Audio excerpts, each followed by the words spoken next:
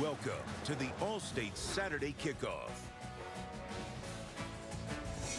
It's a beautiful fall Saturday in New England. Perfect weather for football. And on homecoming weekend for the Huskies, two of the top defenses in the American square off in a game that can keep both teams' season-long goals alive. It's USF and UConn kickoff in less than a minute. And hello from Connecticut. I'm Alan Bestwick. He's Coach Dan Hawkins. USF comes in at 2-3. UConn comes in at 3-3. And yet both of these teams have everything to play for today. Both coming off of really big wins last week. Now who can keep it going? You're trying to stay alive in this American Conference race and maybe keep your bowl hopes alive. I think the team that loses probably going to be on the outside looking in. The team that wins still has to put on their big gloves and go fight to make it in. The Bulls from USF, coached by Willie Taggart, his third year with this team. He's completely retooled the offensive and defensive styles for this season to better match the athletes on his squad. And the former Notre Dame defensive coordinator, Bob Diaco, is in his second season as the Huskies head man. He's looking to get UConn off to its first 4-2 start since 2009. 52 degrees. Beautiful, crisp autumn weather here in New England. The leaves beginning to turn. The backdrop's excellent, and the ball's in the air. We're underway with UConn downing the ball in the end zone after USF won the toss and deferred. So the Huskies will come out onto the field first, led by their redshirt sophomore quarterback, Brian Sheriffs. This kid does a nice job. He can run and throw. He runs more like a fullback when he takes off. He's not going to be like Quentin Flowers on the other side, but he can get it done with his feet, and he's getting better each week. And in this day and age of tempo offenses and spreads and that kind of thing, UConn's style is a little bit more old school. Yeah, it definitely is. You'll see two tight ends. You'll see a fullback. These guys will huddle up, more play action, pro style action. Then you'll get on the other side with the Bulls. And there you see the first shift in motion, checking it back the other way. So 80, the motion man's the tight end Tommy Myers. The setback is Arkel Newsome, the sophomore who's been a oncoming sensation for the Huskies this year. He'll pick up a few off the right side, and a look at some of the goals for today for the Huskies.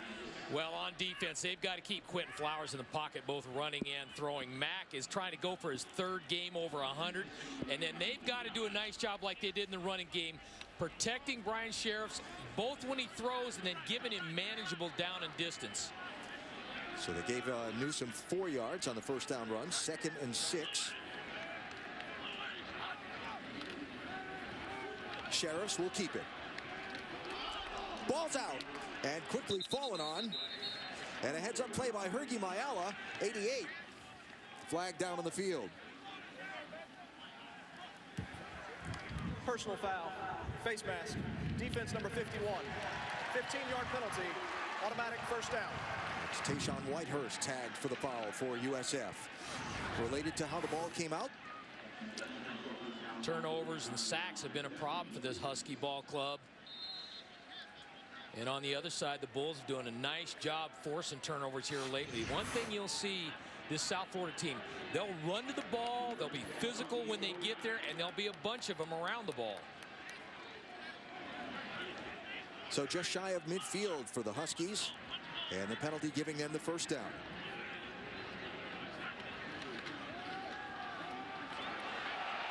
Coming this way, Newsome sprinting down the sideline. He's caught from behind and knocked down at the 16-yard line. Had an excellent day last week in special teams and all around. Running a power play back over here on the left-hand side. Kind of out-leveraged South Florida, meaning they had more bodies outside than South Florida had. That'll be something I want to get retooled on the sideline. Newsome, the sophomore from Ansonia, Connecticut, leading the Huskies in rushing. He's got the ball again. Good pursuit from the far side. Jamie Bird from that Husky position on the 4-2-5 defense that USF uses. And a look at our impact players when UConn has the ball. Well, you got one of them right there, Arkel Newsome. He's a spark plug. Augie Sanchez leads the defense in tackling. He's their middle linebacker, number 43. Plays hard, gets to it.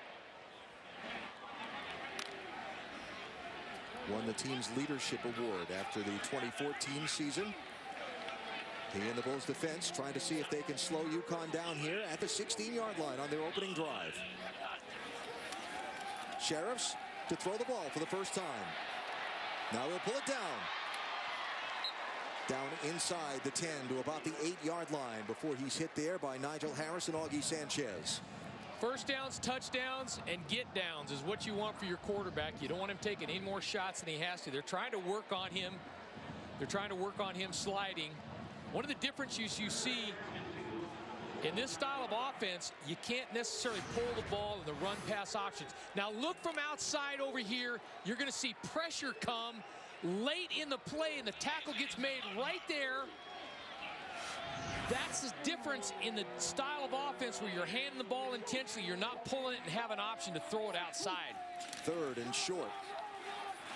Newsome, that's going to be close, going to depend on the spot. Augie Sanchez quick to the ball for USF. Looks like they're going to mark him short. And it's 4th down. What do the Huskies do here? I think you got to go. Opening drive, big win last week. Got to be assertive. You're a run team. You got to deserve to win. If you can't get a yard right here in the opening drive and homecoming in your own stadium after coming off a big road win, maybe you don't deserve to win. I like the decision.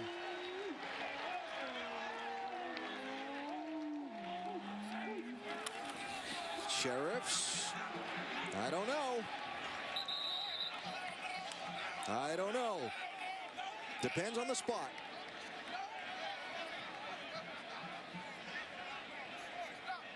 Needed to take it one more gap outside. Quarterback, when you got that sneak action, you've got to be able to hit the bubble.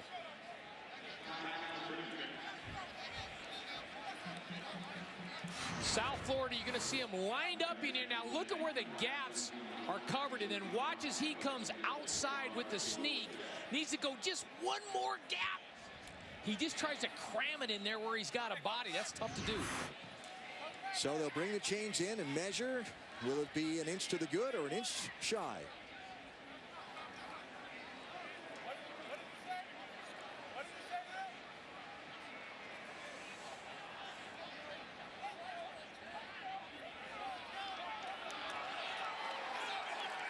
USF ball.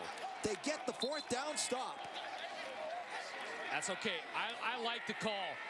Statistics will tell you we're big in analytics and metrics at ESPN, and a lot of numbers show up. Anytime you're inside the 10-yard line down here, you should go for it, because you do okay, you end up getting that field position back. So good aggressive call. I like what the mentality of the Huskies right here starting out. So 7 plays, 68 yards, 3 minutes, 39 seconds, no points on the board, and Quinton Flowers now leads the USF offense onto the field.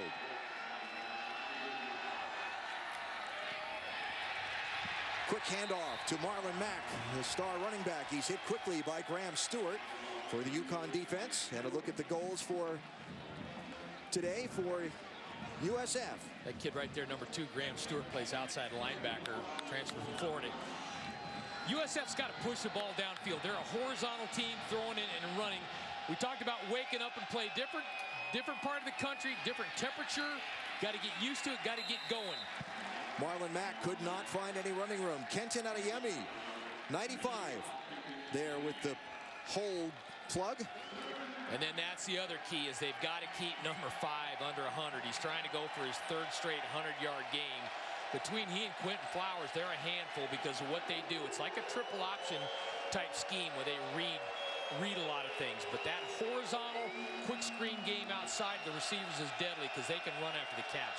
So as you can see, only a third of the time are the Bulls converting on 3rd down. Flowers throws one downfield and over the head of Chris Barr, the intended receiver.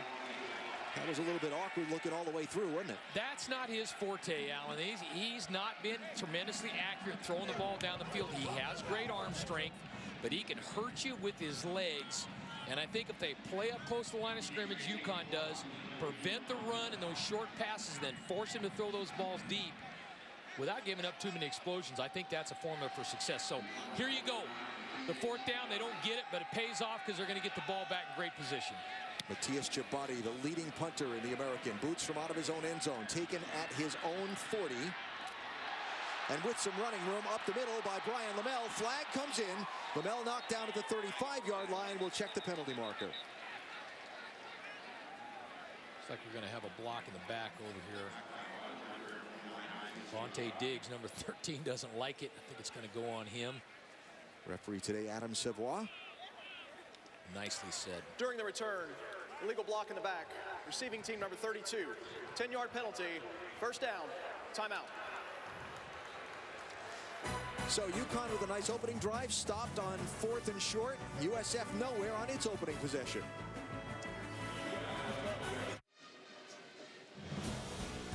You're watching the American Conference on ESPN. Today from East Hartford, Connecticut, Pratt Whitney Stadium, Rentschler Field, the home of the Huskies, where UConn takes on South Florida scoreless after each team has had an opening possession. And yeah, a beautiful New England day. The leaves have turned. Alan, people always say that, but it's really stunning. It is spectacular. We've got a whole 180 view out here. It is just beautiful. Fall doesn't get any more beautiful than this. So the 22-yard return wiped out by the penalty. UConn starting at its own 36. Sheriffs for the first pass of the day, or will he pull it down? He'll throw. Near side to the tight end, Tommy Myers, who gets across midfield. And he's knocked down there by Augie Sanchez and Ronnie Hoggins for USF. Here's the difference in the pro style. So the tight end stays in. They go play action on this side. You get max protection. He's got all day to throw. And then the tight end leaks out late. There you go. He's playing out of the backfield as a fullback. But you got 3 extra blockers. That's a difference in pro style attack. You can help protect your quarterback. He doesn't have to get it out of his hands fast before he gets blasted. Ron Johnson is in at tailback for the Huskies. The pass will be swung outside to Newsom. Fights his way forward, close to first down yardage. Really nice job blocking on the outside. Noel Thomas, watch right here. Watch the block he gets. If you're going to throw these screens outside, they call these the bubble screen. Watch the block. Bam. That's awesome. Plus those DBs hate that. They make their living with their legs. You start blocking their legs all day long, they don't like that too much. So 2nd and short for the Huskies. Sheriffs hands off to Johnson.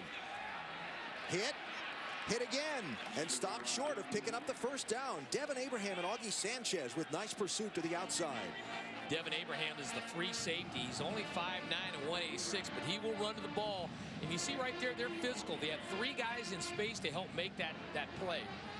So on the 4th and short, a little while ago, UConn wasn't able to convert. They couldn't convert on 2nd and short there. Now it's 3rd and about 2/3 of a yard. Be an interesting decision where he's at here. You almost might think, maybe we're in a 2-down situation again. He's got some bubble right over the center to run the sneak if he wants it. He'll hand to Johnson. Will have the first down before he's cracked on the outside by Abraham. But the Huskies convert this time with the sophomore from Naples, Florida, doing the work. We talked about USF waking up and playing, okay? Different climate, different part of the country. I know you're from Florida, Alan. You're dressed a little warmer than you normally would be. But right now, I'm not seeing the Bulls be as physical and aggressive as they were last week against Syracuse. They got to get their motor going on defense.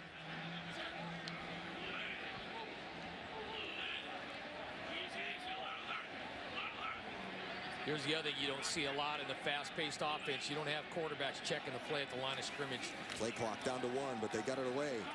Johnson with the handoff. Won't get much off the right side. 98 Mike Love on the hit for the USF defense. There you go. They need a couple of plays to spark them and get a little momentum happening. Because Frank Verducci, the offensive coordinator and running back coach for the Bulls, he's an O-line guy by trade. And he will keep pounding you if you can't stop it. So they've got to put the Huskies behind the chains like they are here a little bit. Force them into a game they don't want to be in.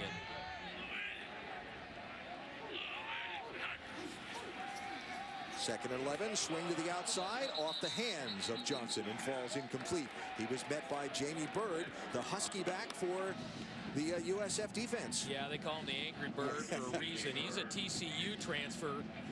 South Florida was bringing 2 off the edge, bringing 2 blitzers, and then one of them was Jamie Bird. He did a nice job peeling when the back came outside. Great recognition. When you talk to USF defensive coordinator Tom Allen, who came over from Ole Miss as their linebackers and special teams coach for the last couple of years, you define that Husky back, and he says it's someone that's going to be aggressive. He's got to be a playmaker. He'll blitz.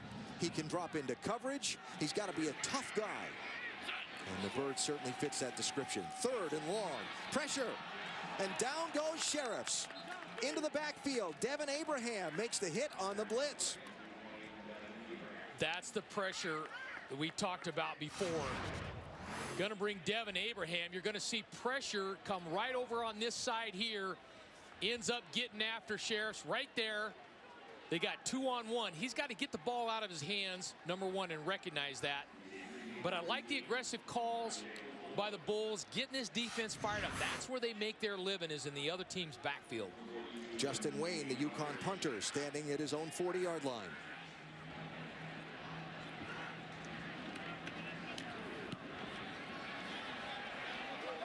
Fair catch signaled for, and caught in a crowd, and a nice job there by Tajay Fullwood. Scoreless, 5 minutes and change to go, quarter number 1 here in Connecticut.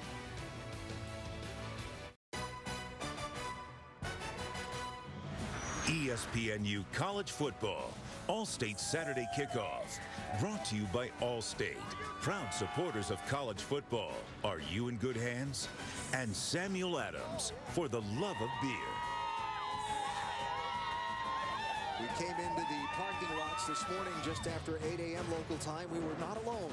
The tailgaters were going strong as it's homecoming weekend here at UConn. Huskies and the Bulls of South Florida are scoreless with 5 minutes to go in this quarter. So Marlon Mack looking to get going here for USF. Leading the team in rushing, averaging 115 per game, 2nd in the American, 22nd nationally in yards per game. He won't have the ball here as Flowers will throw deep down the field. He's got a receiver off the hands of Rodney Adams. Rodney's done a nice job, number 87 there with the Bulls. He can get deep. All these guys can run. He hasn't necessarily had the surest of hands. Now, that was a tough ball, to be sure. You'd like to. We kind of talked before we went on the air. I thought they might take a few shots. Now, they have the wind going with them, because if you're going to take shots, you better do it right now, because going back the other way, difficult. You see that USF has had its share of the explosive plays this year. When you have guys that can run, it usually is explosive. This will be Mack, and he will get nothing. Met there by Adeyemi again, and Julian Kempenny for the UConn defense. And so far, that front set for the Huskies doing a nice job bottling up the run attempts. Real solid group. They play an odd 3-4 look and got a guy on the nose. Kempenny's on the nose. 2 guys on the tackle. They're usually eating up one block. They're kind of kicking the front over into gaps this time, but you see them crowding the line of scrimmage. Only 1 safety deep. Flowers throws near side. Adams there, but he's played nicely and hit quickly. Nice job by Javon Williams. Did a really good job triggering that smoke screen outside.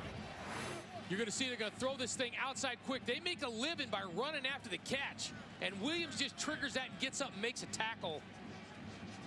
Good aggressiveness.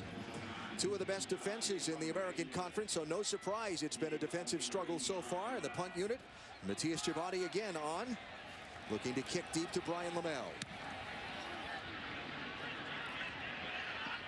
Ball takes a great USF bounce after Lamel waves off. And all the way down to the 16-yard line. Good kick by Javati. UConn gets the ball in a minute. He does. So UConn takes over on its 3rd possession of the game at its own 16-yard line, with Bryant Sheriffs the quarterback, flanked by both Arkel Newsom and Ron Johnson. Patiently waits and throws across the middle. Alec Bloom, the big tight end, with the reception. Had they made that play from where the ball could have been fielded, it might have been across midfield. This is the hidden yardage in football, Allen. You're going to see this punt hits at the 45-yard line and rolls all the way back to about the 15. That's 30 yards. As Bill Parcells would tell you, there's a point every 12 yards. So basically that's about 3 points, and that's how USF just flipped the field. Your punt return has to catch the ball. Matias Giovanni wound up with a career-long 68-yard punt. Sheriff's under pressure, gets it away as he's hit. Johnson across midfield, caught from behind and dragged down by Tayshawn Whitehurst, but UConn on the move again. Really nice call by Frank Verducci. Little screen action back the other way. He's going to pump this right, turn back, short screen. Everybody's fitted up, doing a nice job blocking. Anytime you get receivers, that's the second knockdown block right there by Noel Thomas. So Ron Johnson with the nice gain for the Huskies, and they're in business at the 43-yard line now.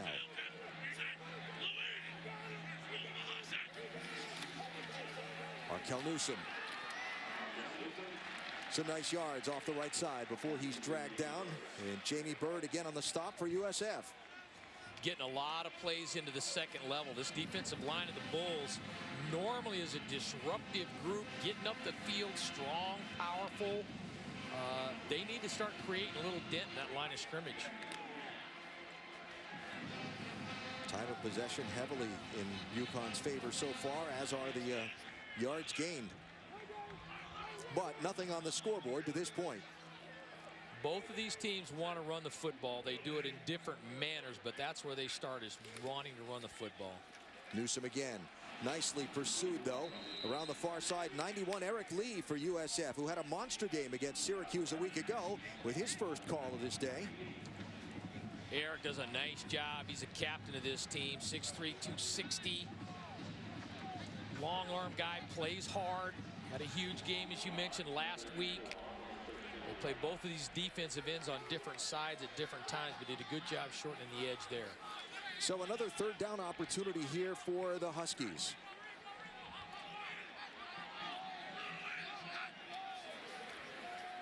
Sheriffs with pressure, dumps it out near side, a little short. Newsom couldn't pull it in, and it'll be fourth down. And the kicking team comes on the field for UConn. That's too bad for Sheriffs. He saw the blitz coming off of his left side. Two defenders. He was very calm, very poised. He just didn't get out over that front foot and deliver the football. But he saw it coming. He was under control the whole time. He just didn't get the kind of technique on it he wanted. And Newsom had a little running room there, too, if he was able to get that ball in his hands. So Tajay Fullwood standing back at his 10-yard line, and the UConn punter Justin Wayne to see if he could pin the Bulls deep again. That nose down kick. And the ball will go out of bounds at the 15-yard line. And that is where USF will get another crack at the ball. See if they can get a little something going on offense. No matter where you go on this college football Saturday, take all the action with you. Download the Watch ESPN app or go to watchespn.com. It'll all be there for you. And there's going to be some great action today that you're going to want to follow. Here in East Hartford, Connecticut, the UConn Huskies not able to get anything on the board. The ball goes back over to USF. You see just 1:49 left in what's been a very quickly played first quarter. And now the Bulls take over at their own 17-yard line. Quentin Flowers, the quarterback. Marlon Mack, the running back. They've only managed to rush for a single yard today. Nice job by the Bulls there, kind of changing it up with the clap, the count. Huskies showed blitz, then got out of it. Here's Mack. Nope, quarterback Flowers keeps it. And let's check in with a man who'll keep an eye on all things action for us today, Brendan Fitzgerald. Alan, thanks very much. Let's go to Baylor taking on West Virginia. This is Seth Russell to Corey Coleman. They are scoring points fast once again. Nice to hear you guys up early this Saturday. Yeah, been used to pulling the late shift, right? Baylor again racking up points like they have all season long. Here's the second down play. Flowers to throw, has time, now swings it out wide to Mack. He's pursued out to the sideline. Three UConn defenders there kind of forming a wall of blue shirts. Really good maturity by Quentin Flowers on this play. You're going to see he's got a seam route coming down the field. Doesn't like it and ends up checking it back outside. Good maturity and growth by a quarterback, not forcing the ball down into coverage. letting his back try to do something. Got a manageable down and distance right here. The running back is Dearness Johnson. He's the leading receiver for USF, 32. So keep an eye on him here on this 3rd and 5. South Florida bunched up in the receivers. Normally you got crossing routes when that happens. Flowers to keep. First down yardage and more. Still going. Across midfield. Finally drops himself down at the 45-yard line. Spectacular. We talked about keeping this guy in the pocket, and he's dangerous. They go right to quarterback draw, hit it right upside. You see the middle linebacker running out with the back. They had UConn schemed up in that. They knew the running back would leave and be wide open inside. Here's Johnson. Fighting for about 4 before he's swarmed under by Matthew Walsh and Jamar Summers. And the clock will run down to the end of the first quarter. Scoreless so far. It's been a defensive struggle here on this beautiful New England Saturday. Game with American East Divisional implications. UConn and USF.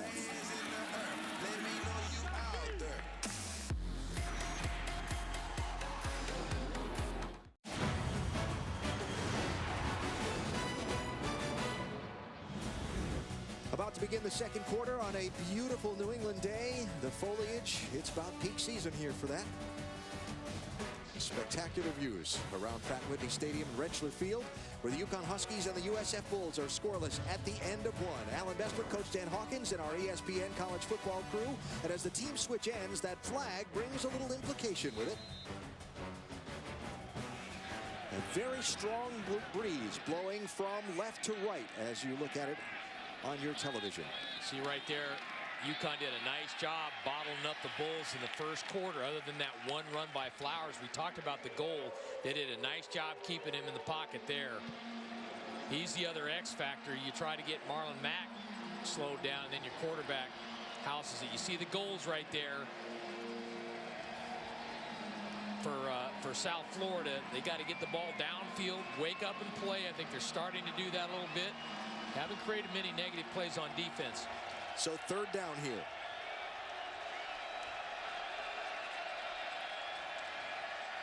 Flowers swings it out near side. Dearness Johnson will be chased down by Graham Stewart, and there's a flag on the field. I threw it down inside. A big pile in there. Could be a multiple calls. Personal foul. Chop block. Offense number 75 and 12. Penalty is declined. 4th down. Kofi Amicha and the tight end Sean Price tagged for that. So it'll bring up 4th down after the big loss, and the punting team will come on for USF.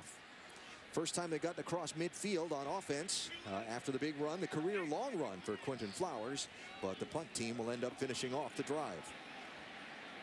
Shabati's a good punter. He's got to be careful not to get the ball too high up in the air here. Just going to hang. Last time Brian Lamel let the punt bounce, so this time it's Nick Vitale who's in on the punt return position. And the ball will bounce back the wrong way where USF is concerned. UConn will go to work at its 26-yard line. Scoreless here in Connecticut.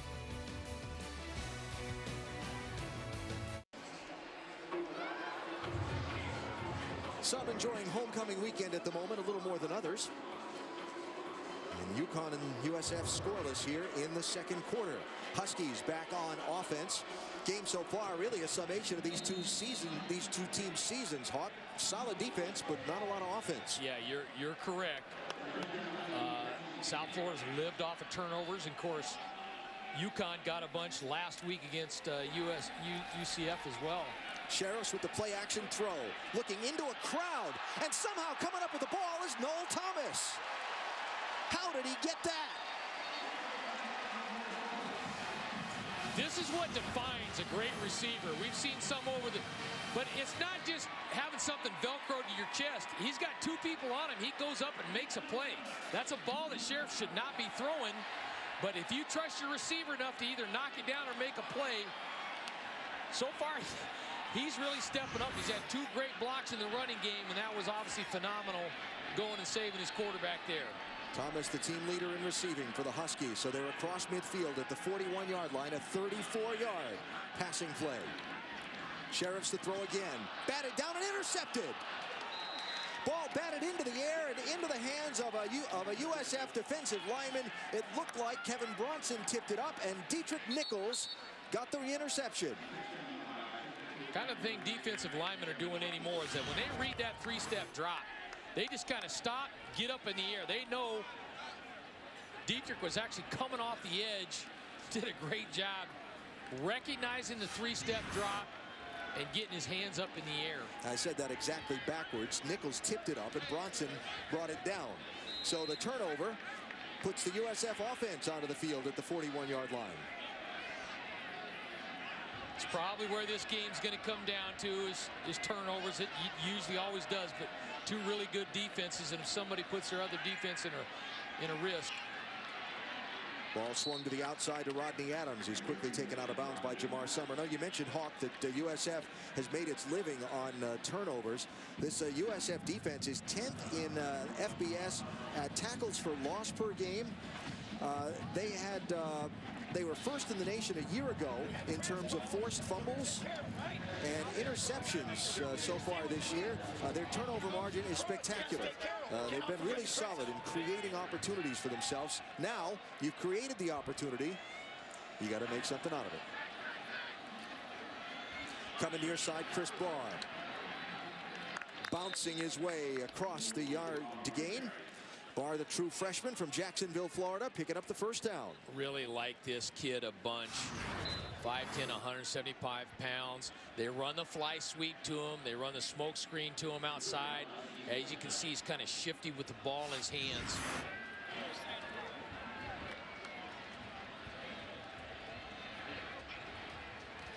So Flowers, the quarterback, swings it out to Mack.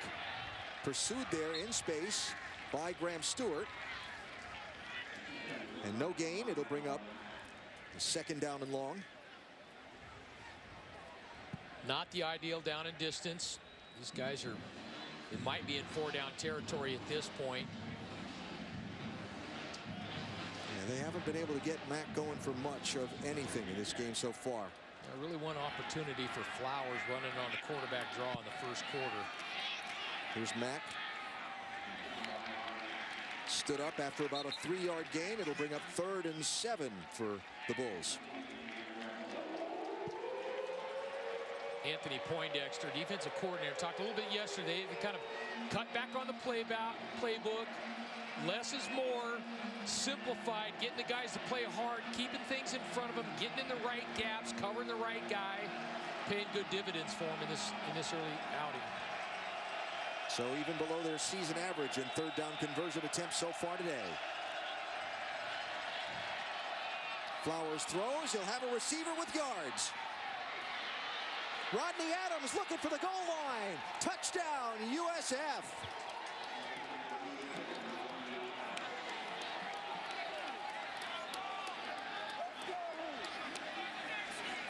The junior from St. Petersburg, Florida, got loose in the UConn secondary and took it 44 yards into the house. That's where these guys are extremely dangerous. Is running after the catch. Found a little hole in the coverage, right in that linebacker area. Turned around, nobody was there. And now Emilio Nadelman on for the point after try. And hits it true. Well, the turnover was converted into points for USF, and they go up 7-0 on UConn after the tip ball and interception, and Rodney Adams' 44-yard catch and run.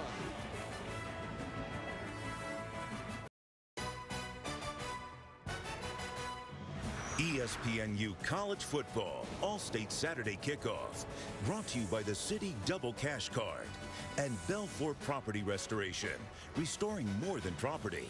For more information, visit BELFOR.com.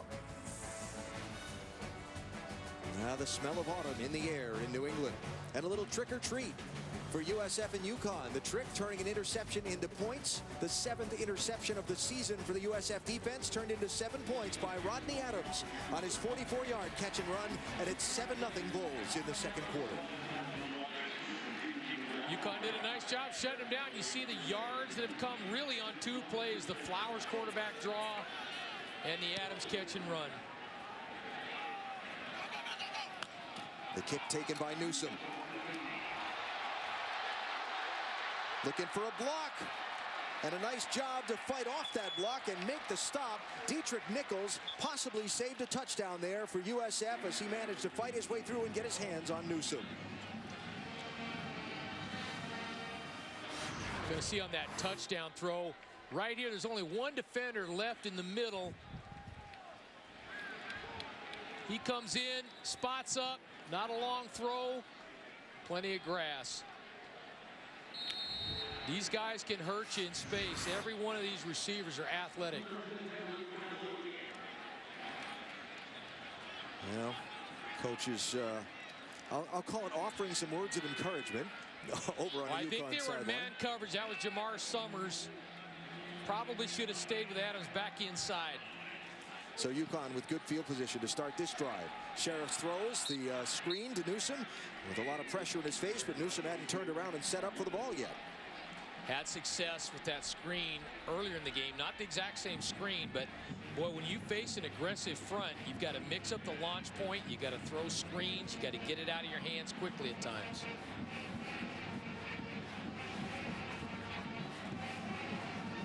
UConn has had the ball for 11 out of 18 minutes in this game. Generated 150 yards of total offense to 94 for USF. But have not put any points on the board to this point. Remember, they had a 4th and goal down deep in USF territory on their opening drive, and they were stopped. Sheriff throws near side. The tight end Tommy Myers has the ball. Wrapped up and dropped by Augie Sanchez. It'll bring up 3rd down for the Huskies. They really like both of the tight ends on this team, Alec Bloom and Tommy Myers.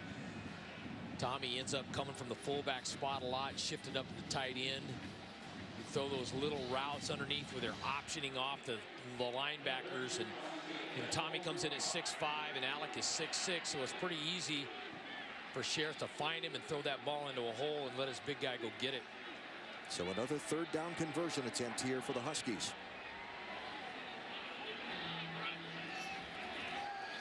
Sheriffs with pressure, lets it go through the defender's hands and into the hands of Alec Bloom, who's running deep and finally cut down inside the 10-yard line.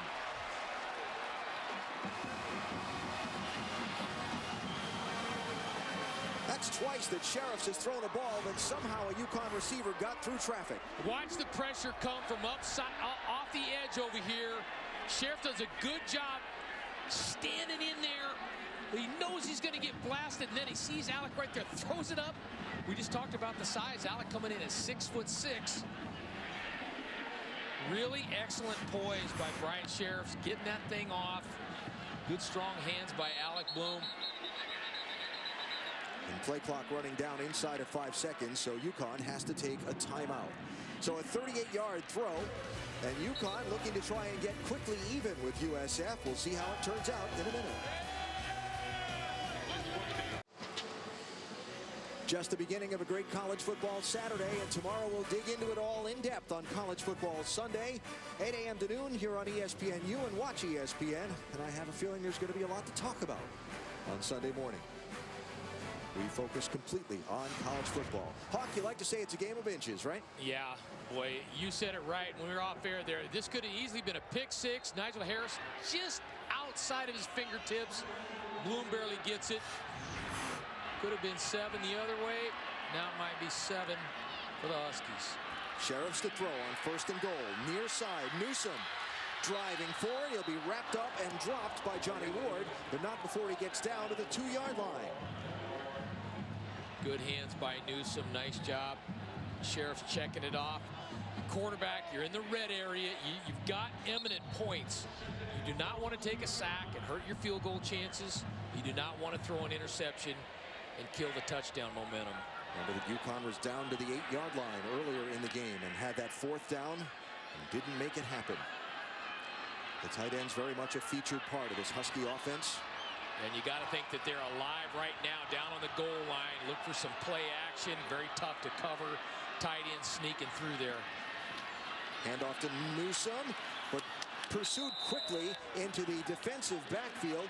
First to get there was Sean Hill, 9 for USF, and 2 Jamie Bird with a nice penetration into that UConn backfield. Their forte is getting up the field, and Sean Hill, as you mentioned, really exploded right there. Number 9, 6'3", 270. These guys are electric up front and really can make things happen when they get off the ball and create penetration. And another timeout called here by UConn. Kind of makes you think they're a little unsure what they want to do. They'll get a chance to talk it over, and we'll see what they decide to do on 3rd and goal. UConn head coach Bob Diaco with a second timeout call here on this drive. His team down in goal-to-go territory earlier in the game, came away with no points. Little indecision on what to do there, causing that second timeout call, Hawk. I think possibly you're deciding, okay, are we in a go-for-it mode on 4th down, or are we just taking one shot and then try to kick the field goal? From the 4-yard line. Sheriffs going to keep it. Can't quite squeak through. Grabbed on the shoelaces by Kevin Bronson, 99 for USF, and tripped up.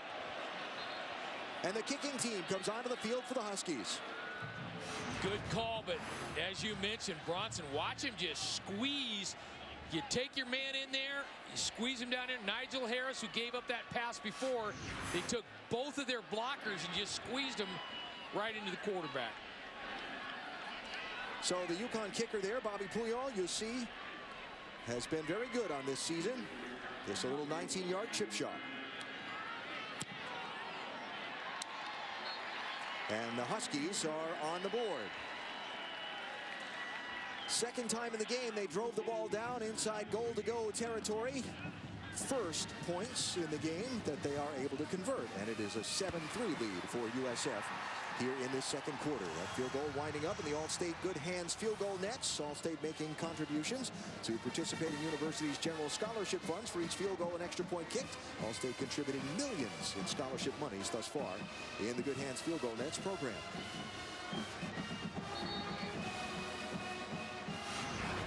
Johnny Ward coming off the edge, watching from the bottom of the screen here, 24.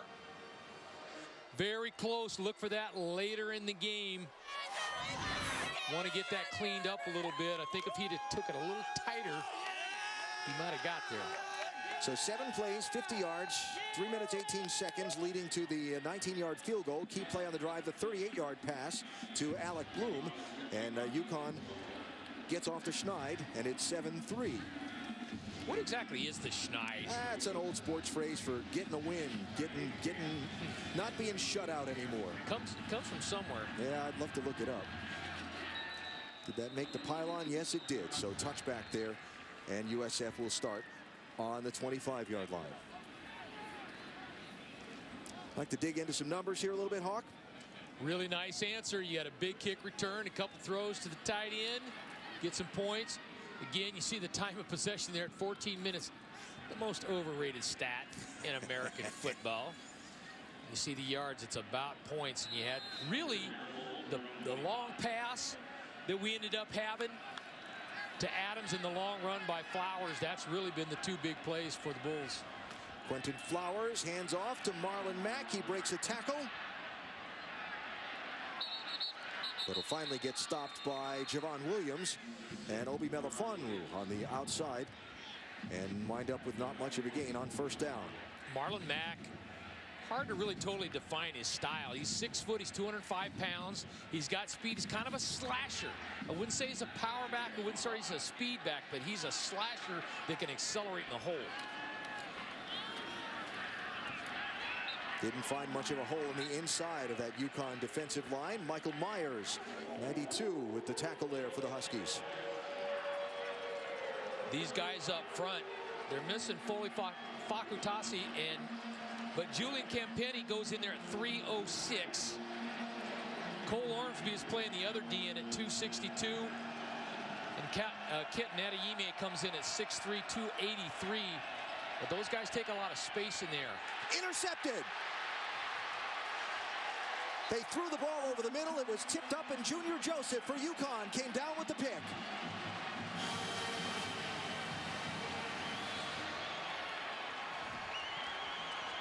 ball is going to go off the hands of the tight end, Sean Price, and Junior Joseph is there to take the gift. Sean Price, the captain, running the center route there. Boy, anytime you bat a ball in there, it's just not good. Throws off for sure. You see right there, he's not balanced. He's just moving to the side a little bit to the right. Throws it low and away. Yeah, he knows.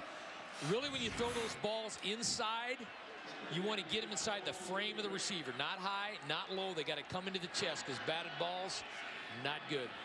So USF turned intercepting UConn into 7 points earlier. Can the Huskies return the favor after getting on the board a bit ago? Jamie Bird and Augie Sanchez making the stop on Ron Johnson. Nice gain on first down, though. Huskies liking Johnson in this game. They're giving him plenty of carries and plenty of action early on. And Johnson started the first 2 games of the year, but has come off the bench now in the last 5 after Arkel Newsome has really shown himself to be pretty special.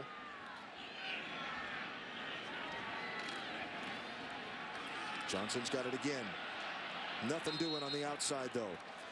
Nice hold on the outside gap by Dietrich Nichols, 3, and allowing Eric Lee to catch up and make pursuit. Watch how Nichols keeps that edge set on the outside. Yeah, you're a ball coach right there, Alan, because that's exactly. He doesn't make it. But you see him getting up into Tommy Myers there, creating a dent. That's that penetration we talked about. And then look at, you got 5 guys right around the ball. Dietrich Nichols, the sophomore from Miami. Got like a corner that'll stick his face in there and put his pads down and get physical and doesn't see himself just as a cover guy. 3rd and long. Sheriff's going to get hit. Jamie Bird blitzing from the Husky position. The young quarterback has done a nice job seeing.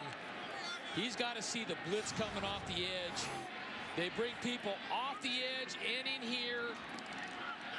And he doesn't really locate it. He kind of sees the inside pressure, but does not see the outside look. He's done a nice job this game so far, IDing the pressure and really holding in there and getting rid of the football.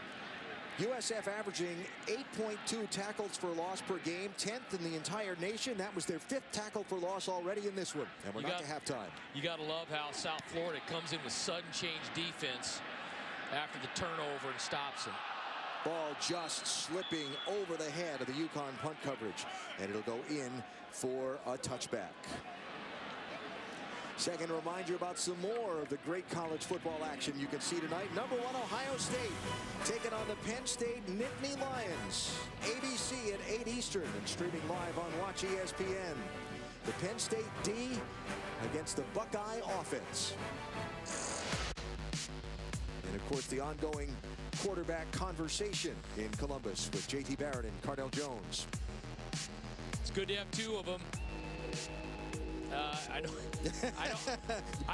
don't like playing 2 quarterbacks. I don't. It's better than having none. That's for sure. And it gets very difficult as who should go, and juggling becomes a little bit problematic. Darius Tice with his first touch of the game, hit by Obi Melifonwu. You know, back to that 2 quarterback thing. It's nice to have 2 of them, but you want one to just be the guy that's producing for you, and that's been the problem in Columbus, hasn't it? Yeah, you do, and it's just difficult. You want to have players, you do, but it's tough when one guy doesn't quite separate himself, and you go back and forth. And as you know, a trained member of the media, when you show up, if you don't know what to ask about, you ask about the quarterback. So always a topic of conversation. Flowers keeps. Nice patience there to find a gap to squirt up through. He'll be close to first down yardage before Graham Stewart knocks him down. I really think that's the key for the Bulls, Alan, as you continue to diagnose this. They're taking away. They're going fast now, but they got to get Flowers running the football. First down for Tice. As he takes the handoff and crosses the line to gain, they'll be out by the 34-yard line and move the chains.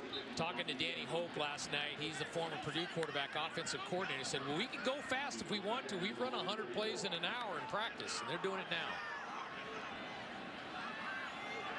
Flowers to throw downfield's got a wide open receiver. It's Rasheen Bronson, who didn't have a blue shirt, within 5 yards of him. Big, tall, lanky receiver. Good pump and go out of an unbalanced look. They're trying to quick screen, faking it outside, running the guy at the hash. Again, UConn was wary of that. He'll throw again to the outside. This is Chris Barr. Pursued nicely to the outside and knocked out of bounds. Luke Carrizzola, 15 there for UConn among the defenders in blue. Really excellent job. You've changed up the tempo. You got Flowers running it a couple times, and then you got the smoke and go all in one series.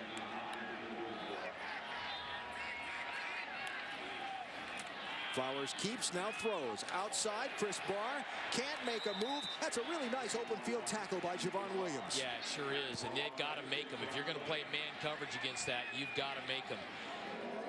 You see UConn sensing the tempo, wholesale substitution. Really good job wrapping that up, getting those legs together. Alligator roll at the end. 3rd and 7.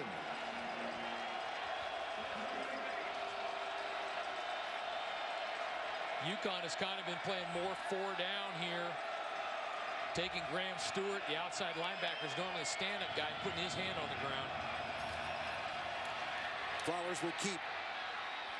Tries to fight his way to the line to gain. It's going to depend on the spot. I think they're going to give it to him. We always talk about the rush lanes for a quarterback, and we talked about keeping Flowers in the pocket. Your D-line has got to stay symmetrical, coming up the field together and not having big gaps in there that the quarterback can run through. So they reset the chains, and USF now down to the 29-yard line, and a whistle coming in. Field as the runner made the line to gain. The previous play is under further review. I was curious if they were going to look at this because he went down kind of early. It's not the NFL where it's where somebody finally touches you. This could be a really interesting replay review here. Jack Kramer is the replay official today. One thing that it's hard to practice against is if you don't go no huddle and you don't go fast, it's hard to replicate that. It's hard to practice against it. And that's the one thing that the scout team is not going to do in UConn's practice. So I think this tempo by the Bulls is good because it's hard. I don't think the defense has seen the same kind of tempo in practice. You know what? Looking at those replays, I think that's a pretty good spot.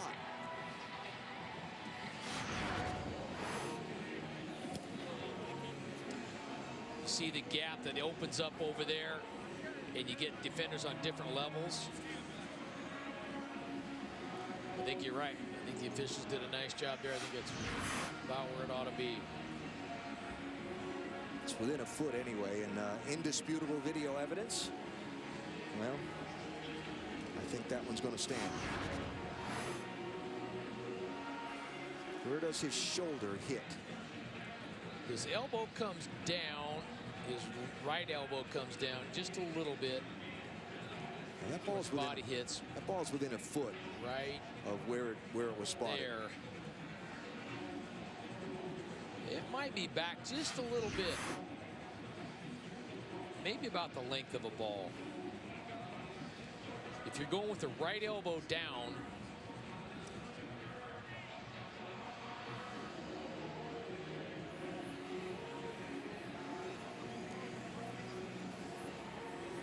so they take a look at it again. Remember, the ruling on the field, as you see, is first down, and it's got to be indisputable video evidence. Referee Adam Savoy talking it over with replay official Jack Kramer, trying to see what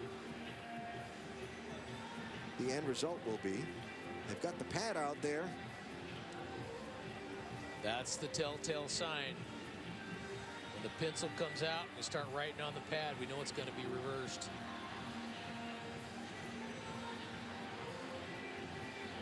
And the back church that's there with him, signaling 3rd, 4th down. What do we got here? I'm opting for down the road, and he is riding. I think it's going to be backed up a little bit. I'm opting for down the road, Alan, of having a member of the officiating crew in a booth behind all the monitors talking live to his crew down there, helping them in a live manner, not a replay, not indisputable. You're part of the crew. You're communicating. Good spot, bad spot, penalty, no penalty. After review, the runner was down 6 inches beyond the 30-yard line. We will measure to see if he made the line to gain. I like it. 6 inches. He's on it. It's detailed. So they are backing it up about the length of a football. Now. But on the far side, they moved the chains already to first down. Yeah, now how are you going to measure that? So that's what I want to know. You cannot. The runner needed to make the 29-yard line. He is short, and it will be fourth down. There you go. Now, good work by the crew. Now, when they do these the measurements, there's a little clip that's put on the chain that goes between the two yardsticks that's put on one of the yard lines. So in this case, that clip was probably on the 35-yard line. And if they hadn't moved that clip, then they can bring the chains back to where they should have been. You are correct. So now we've got fourth down and 1. And here comes the USF offense to see if they can convert.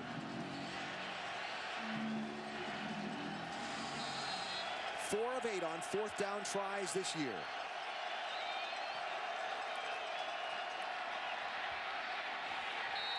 Flowers looks like he's going to be short. It's going to be close.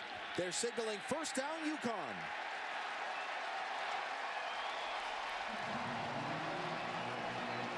They brought Dearness Johnson into the game. He's a little bigger, thicker back, run a straight quarterback sweep. Good penetration. Really good job running to the football. Kenton Adeyemi, 95 for UConn. One of those stuffing up that hole. So earlier in the game, USF stopped UConn on a 4th and short that was way down inside the 10-yard line. Now UConn stops USF on a 4th and short and takes over the ball just shy of its own 30-yard line, trailing 7-3. You see the time left. And remember, UConn spent 2 timeouts earlier in this second quarter. Talk about the 3 plays that define a game, and that'll probably end up being one of them. See if UConn can kind of kick it in gear here. They're going to have to go a little bit faster than the normal tempo with 1:33 left. Is Coach Taggart going to spend a timeout and ask them to look at the spot? South Florida is challenging that the spot was short of the line to gain. Previous play is under further review. It's a game of inches. I don't know that that's a bad thing at this point with a minute and a half left in all of his timeouts. Ball's in his left arm. Now the question is getting a clear look at where he wound up down through all those bodies.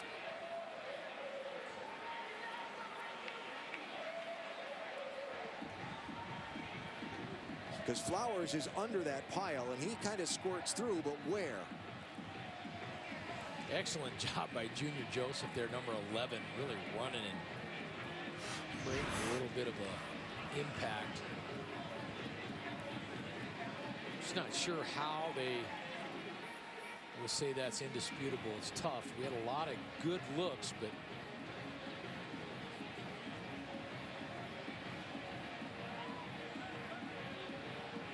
so he had to get past the 29-yard line to make it happen. He's got the ball in his left arm. Tough to tell if his knees are down, and tough to tell exactly where the ball would be placed. It's a good look now. After review, the ruling on the field stands. UConn ball, first down.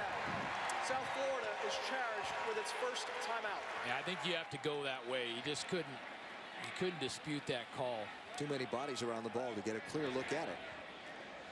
So a couple of challenges and an interesting few moments in time there in this ball game. And UConn's quarterback Bryant Sheriffs leads his team back out onto the field. Sheriffs 8 of 12 passing, 149 yards, 1 interception.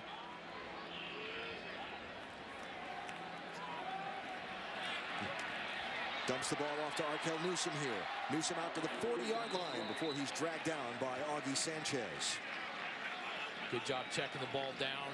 Good protection. We talked about protecting Sheriffs. Bulls rushed forward, picked up nicely by UConn. Stop the clock, spark the ball, restart the clock. To the outside. And knocked out of bounds with the nice reception. Hergy Mayala for UConn. And the clock will stop there with the ball just shy of midfield at the 48. Operating nicely. Bulls have had some success getting home with the blitz. See if Tom Allen might want to dial up a little pressure on this. Sheriff throws again into traffic. And this time, Noel Thomas becomes the defender and knocks it away. Yeah. Right there, Jamie Bird, the Husky, the low safety, drops right underneath it. He's got it. Can't come up with it. That's a nice play by Thomas. They wrap that hand around and make sure he knocked that ball out. Remember earlier in the game, Sheriffs threw one out there to Thomas, who caught it in between the two USF defenders. So third down. Ball at the 47 is where they spotted it. One timeout left for UConn. And not very much success converting on third down in this game. And that's going to set him back another 5 yards. Looked like the right tackle, Andreas Kanapi, was shuffling his feet. Offense, 5-yard penalty, third down. And the play clock ran out. Can't have that happen at home. That's another critical issue. You got a chance. Now, if you don't get it, you really don't have another opportunity. If you got close where the ball was before, you get close on fourth down, you think we might want to stay with it. You got to be a little careful now that you don't end up turning the ball back over to the Bulls, because they would have enough time to maybe create some points. They need to get to the USF 49-yard line. Sheriffs to throw. Got a receiver wide open. It's Thomas. Down inside the 40 to the 38. Minute to go in the half. I like these Bulls when they're in man coverage a little bit. Sometimes in zone, guys tend to get lost. Noel Thomas is having himself a heck of a game. UConn wasting time here, shuffling people in and out of the game. Look out for Tommy Myers, the tight end, number 80 there, coming down the seam. Sheriff's throws to the outside, and he was not on the same page with his receiver. Yeah, Hergy Mayala was out there. I think he saw man coverage. Johnny Ward, number 24, walked up and pressed him, and I think Mayala thought that was a conversion to run the fade up the sideline, and Sheriff thought he was going to run the out.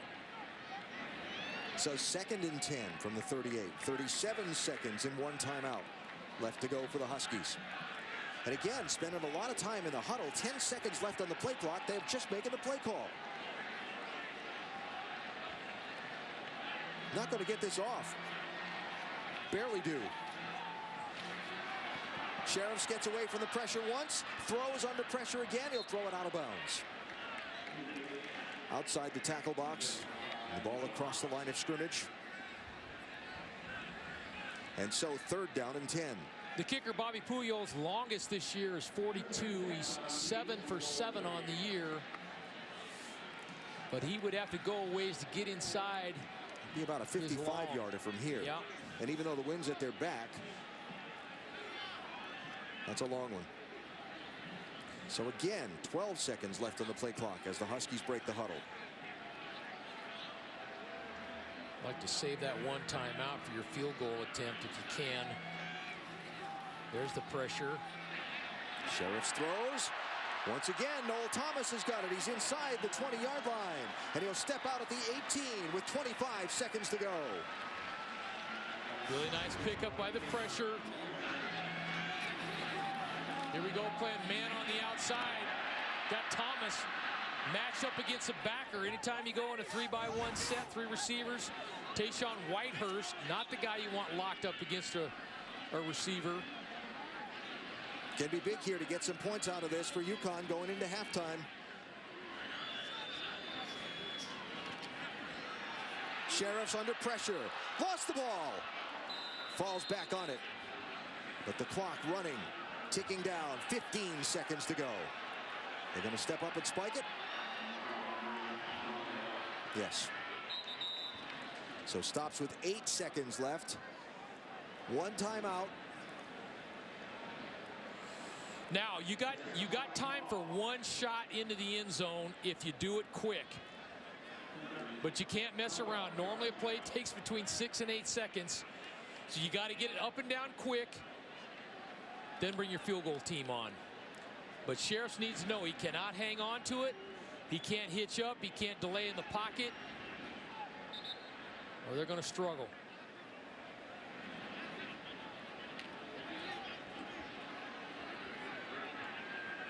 Here's this man right here, Noel Thomas up top.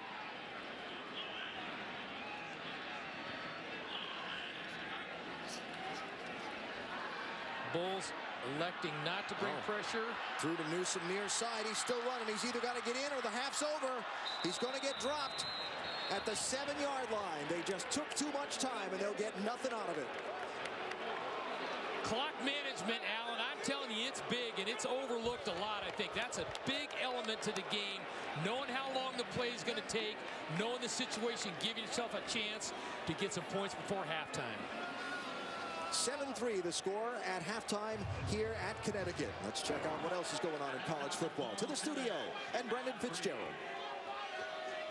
Alan, thank you very much. 7-3, South Florida with the lead on the road at UConn. Welcome into the ESPNU Halftime Report. I'm Brendan Fitzgerald. That's Kevin Carter. What did you think of the first half? Well, UConn is dominated in 3 categories: total yards, time of possession, and total yards. But it hasn't translated to points. Yeah, not on the defense. This is the only touchdown of the first half. It's Quentin Flowers flinging it, and it goes for 44 yards. Flowers had a touchdown and an interception. Rodney Adams on the catch and run there, and it's 7-3 Bulls. You say South Florida has talent to compete in this conference. They definitely have talent. I mean, when you look at them, they pass the eye test. A lot of players from the state of Florida, a lot of surrounding areas. I mean, you look at them standing next to Florida State, they look the same. They just aren't coached maybe as well. The continuity just isn't there, and the development of their football IQ isn't there yet either. Looks good for South Florida right now, because as we look to the second half, South Florida can score in the second half. UConn has had problems with that. 10th in the American Athletic Conference in second half scoring are the Huskies, so we will see what happens there. Coming up, Quentin Flowers, we showed you that touchdown. Why don't we show it to you again? 44 yards on the pitch and catch. The only touchdown of the first half, South Florida with a 7-3 lead. This halftime report is brought to you by Samuel Adams, for the love of beer.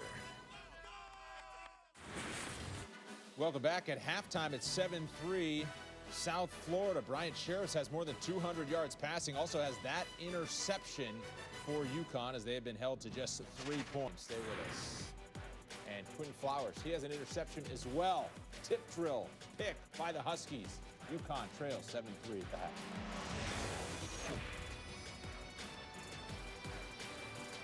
All of those games, or those games available on the ESPN Watch app. If you're out and about on a college football Saturday, stream them at home, on the go. Download the Watch ESPN app or go to watchespn.com. Ryan Sheriffs, more than 200 yards passing, but here the defense getting the better of them once again, and South Florida's defense getting it done when it counts. It's 7-2 halftime. The band is on the field. They won't be when the second half gets underway in just a few minutes. Stick around.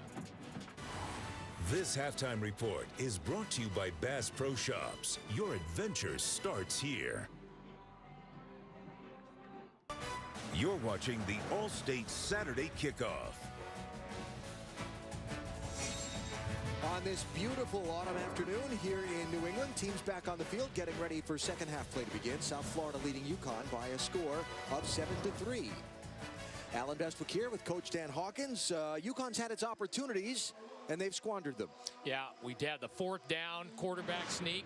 They got denied early in the first quarter. First drive, nice drive. Probably should have slid that one more gap outside. All right, then we get down here, and Sheriffs checks the ball down to Newsom. He doesn't get out of bounds. They've only got 8 seconds left to go on the clock. Clock runs out. Coach Diaco not real happy with his quarterback there. And so the Huskies will kick the ball away to USF after the Bulls won the toss and deferred to the second half. And Bob Diaco's team trailing by 4 on homecoming weekend here in Connecticut. You can look back on a couple of those things and add a couple of more layers to those stories, Hawk. Why they only had the 1 timeout left. Used a couple of timeouts earlier on one series. Time management, the use of your timeouts, obviously very, very critical. Ernest Johnson coming back out of the end zone. And it's going to be worth it. The kicker, Puyol, is the one that slows him down at the 32-yard line before he's chased out of bounds at the 34. Ernest Johnson with a nice lift to his team to start the second half. And a look at our first half stats brought to you by United Airlines. Well, you see there the yardage, and we don't have time of possession on there, dominated by UConn. But the explosive plays, South Florida made theirs count. Now, UConn had a couple on that last drive, but the time management, the fourth down, has really hurt them. Quentin Flowers, the USF quarterback, will keep it up the middle, get knocked down by Cameron Stapleton in the first half. Flowers carried the ball 6 times for 46 yards, averaged 7.5 a carry. He's also thrown it 12 times, completing 9 for 83 yards, 1 touchdown, and 1 interception. This will be Marlon Mack, who really, the star running back for the Bulls, has not been given much running room today. I like the fact that Flowers carried it on the first down. They are going fast. The tempo and Flowers running have been key to the Bulls' offense. That's Anthony Poindexter, the defensive coordinator, trying to get into the Hall of Fame. Defensive back from the Wahoos down in Virginia. Nominated for induction. That vote and announcement comes up in January. Third down. Flowers with pressure. Won't get away from it. Luke Carazola and Cole Ormsby got the initial pressure on the USF quarterback. Ended up bringing 3 here. Doing a nice job. Got a spy for the quarterback. Isn't that kind of the ideal? Meet me at the quarterback. Yeah. With the guys rushing off the edges. Luke Carazola is a linebacker type body and speed wise. They're using Graham Stewart, the outside linebacker, to spy Flowers. Matthias Chibati, the leading punter in the American Conference, kicks that one away. It'll stop at about the 27-yard line, and that is where the Huskies will go to work on their first offensive possession of this second half. Well, you know, I said before, the Huskies have had their opportunities. Really, they've been able to move the ball down the field. And then when they get into the red zone, things have kind of fallen apart. Yeah, the interception that led to the big play by the Bulls, the long pass to Adams, the failure on fourth down, the clock management at the end of the second quarter. And just think about this, Hawk. UConn's got 266 yards of total offense against 152 for USF. And UConn's trailing in the ballgame. Yeah, and Sheriffs has thrown it for 220, which is a little bit of a departure. They've been more of a running team, but he's done a nice job throwing it. Swings it outside to the guy that's been his go-to man today, Noel Thomas. Survives the first hit that was laid on him by Ronnie Hoggins and bulls his way forward. Pardon the pun, USF fans, for a few more yards. Ronnie only brings 167 pounds to the party there, but he's aggressive. All these guys running the ball, and he and Abraham, he's 186 pounds at 5'9". I mean, I've been really, really impressed by Noel Thomas, number 5 for the Huskies. He's caught the ball. He's blocked well. Been a dominant player. He's been their player of the game so far. Sheriff's going to keep this one. He'll get to first down yardage around the near side before he's dropped by Augie Sanchez. Designated quarterback run there. I do not think he was trying to throw it. He had that ball tucked underneath his right arm the whole way. Pretty good with his feet. Nice job moving the pocket. It's all about finishing for the Huskies here. As you mentioned before, moved it in the middle part of the field, but have got to finish. And that was very much a theme of our conversation with Bob Diaco yesterday up in stores in their football offices. You see there, 9 yards a pop on first down. Pretty good. Short gain for Arkel Newsome on this first down. Yeah, when we talked to Diaco yesterday, he talked about where his team is, where it's grown from last year. And I mean, they've already won more games this year than they did all of last year. But when he defined finishing, he said the little things, the technique, the mental concentration, doing all the finite things that take you from being okay to winning ball games. And it's tough. It's tough to get over the hump. As you mentioned, they got 3 wins right now. If they could get this one, that'd be 4. Yep. They got Cincy, East Carolina, Tulane, Houston, and Temple. Somehow they'd have to manufacture 2 other wins in there to get to a bowl game. That's a nice play by Zach Bullock, 52 for USF, to close the hole up as Arkell Newsome tried to find something. Yeah, how to get to bowl eligibility. And really, they're one game behind the leader in the American Conference's Eastern Division, where they start play today. How to get to where you can keep pace with some of the guys like Temple. Nothing on there is, you know, we don't like anything on paper. You'd like to think maybe, okay, Tulane is probably an odds-on favorite to win that game. Those other four, those teams are playing pretty good football right now. Sheriff's hit on third down as he tried to throw and had no place to go. And it'll set up fourth down for the Huskies. Got to be careful. I was wondering if they might kind of look at this. He stays in the pocket and really not a receiver totally in the air. I was wondering if they were going to confer a little bit and say, that's grounding. But I guess they decided he had Thomas running an out route beyond the sticks over there. That was his guy. And I'd give him that he's being hit as he threw, so you can't tell where the ball was actually going to go anyway. No, you're soft. Thanks, Coach. Justin Wayne's punt. Fair catch signaled for and made by Tajay Fullwood, and USF will take over for its next possession of this third quarter. You're watching the American Conference on ESPN. Today, an Eastern Division matchup between the USF Bulls and the Yukon Huskies here on a beautiful fall day in Connecticut. And now today's game track brought to you by Taco Bell. Tracking the USF offense as they come back onto the field to go to work. Had a couple of big plays, really. The long run by Flowers with a little bit of field position. And then the interception followed up by the long pass to Adams. That's really been the majority of the offense for the Bulls. So the Bulls come back and take possession at their own 10-yard line. Quentin Flowers, the quarterback. Marlon Mack, the running back. And the ball going to Mack up into the center. After Jordan Reed came around on the end to the fake handoff. It has been nothing today for Marlon Mack. He averages 115 yards rushing a game, and today so far he's got 9. UConn has really packed the box with an extra defender. Now, the last time on that read, Quentin Flowers came outside and nobody really assigned to him. We'll see if he can free himself up running the football. Mack's got it again. This time he's got a crease, and he'll get out across the 20 to the 23-yard line before he's hit and knocked down by Obi Melifonwu. Really good job. You see everything's designed with the read. You see the counter coming back to the right for the quarterback, and then the outside run for Mack. Same action again here. Bulls picking up the pace. Flowers will keep this one, get about 1. Here's what I'm sensing about this game, Hawk. We knew both these teams coming in. The defenses have been very strong, very competitive. The offenses have struggled to score points. This game's there for the taking, but one of these offenses has got to step up and take it. Yeah, we saw the big play that really the Bulls had in the first half, which was part of it. See if they get something here. Flowers with all kinds of time. Moves and intercepted.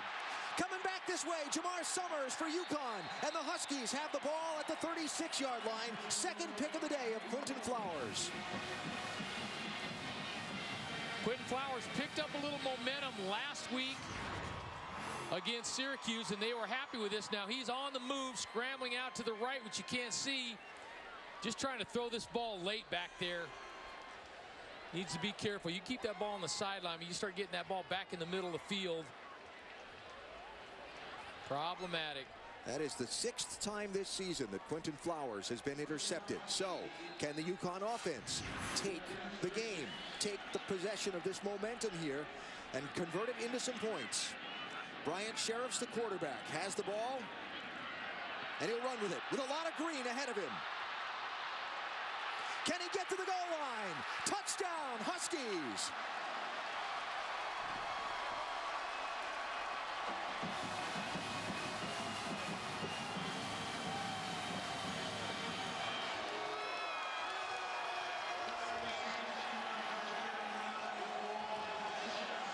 After the difficult way the first half ended, with Coach Diaco talking to Sheriffs about clock management. They take the turnover and in one play run it into the end zone for a touchdown.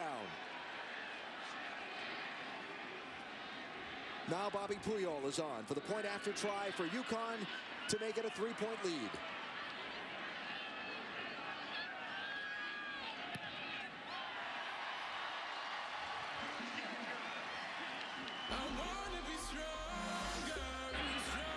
Points off turnovers. Converted by UConn.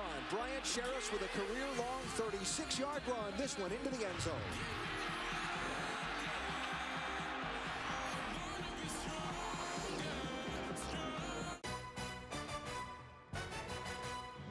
ESPNU College Football All-State Saturday Kickoff.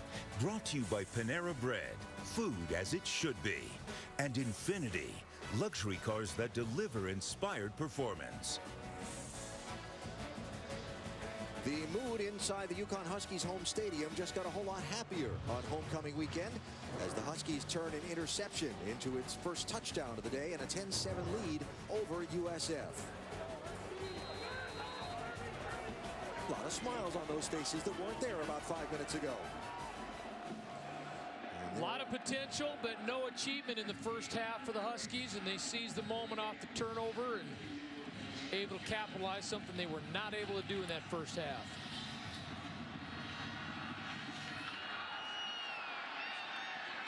Dearness Johnson. Second nice run back in a row for the running back for USF. He gets the ball out to the 27-yard line. All right, we're going to show you all 22. They're playing man across the board here. The Bulls bring 5. There's nobody for the quarterback. And as we mentioned, Sheriffs, he's not a burner, but he can run. He's got decent feet, so you've got nobody assigned to the quarterback. Good decision. So the turnovers and the points off turnovers, both the touchdowns that have been scored in this game have come off interceptions. Now Quinton Flowers, the USF quarterback, who's thrown one touchdown pass today but been picked off twice, has to regroup and go back to work and try and rally his team. Marlon Mack, 5, the ace running back, has been pretty well stifled by the Huskies defense today. New formation here. Trying to get some more blockers in front of Mack. And let's check in with Brendan. Thanks very much, Alan. Since Bobby Petrino came back to Louisville, 0-4 against ranked opponents. That could change this week. This is Lamar Jackson to James Quick from 19 yards out. The Cardinals on top 14-13. Back to you. Ooh. Got some games coming up here now. Memphis, of course, up on Ole Miss at halftime. Here's the toss outside to Dearness Johnson. He'll have the first down for USF before he's knocked down by Graham Stewart. I also saw that Robert Kimdichie is out of that Ole Miss-Memphis game. Suffered a concussion while running the ball in that Coming one. back, going option now. They ran a different formation, and this is a different play and a different scheme. Coming back to their 30 personnel here. 3 backs in the backfield. Second time they've used it in this game. Kind of the inverted wishbone look. Flowers will pull it out to throw. Under pressure off the back foot, but has a receiver wide open. It's Marlon Pope, who's all the way down inside the 30-yard line before he's knocked down. Got his tight end coming out there. Play action.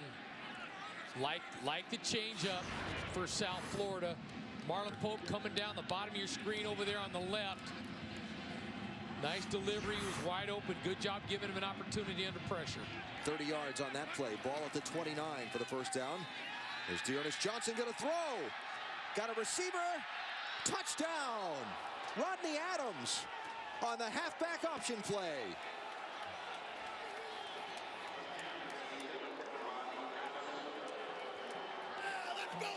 John Green playing cornerback out there, number 7. He actually had coverage. He was not fooled. He was there. But you got to love it. You see right here. Ernst just gives him a chance. Gets it up. So the leading receiver for USF, Dearness Johnson, throws the touchdown pass. Rodney Adams' second touchdown grab of the day. He's accounted for both of the USF touchdowns. And now the point after try here by Emilio Nadelman. Really good series by the Bulls. And that was an answer, wasn't it? Yeah, I like the formation change up. I like the play change up. And then you got a little deceptive, and Adams going up and making a play, his second touchdown. Got the Bulls back on top in Hartford. You could say the Bulls are back on the charge.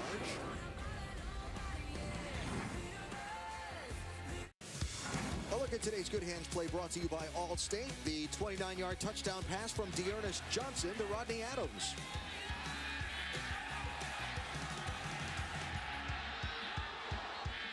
Nice hands. And talk about a counterpunch there.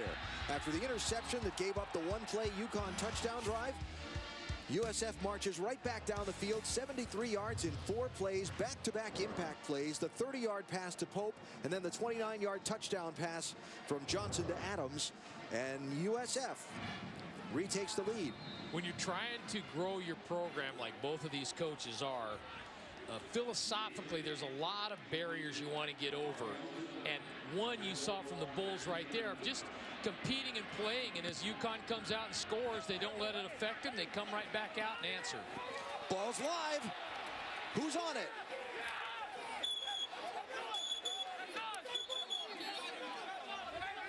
The short kick that bounced up in the air and was a live ball.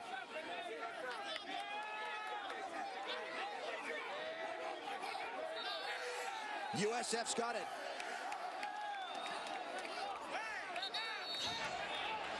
It's the little things in life, Alan. Little things in football. Little things make a great marriage. They make a great football team, too.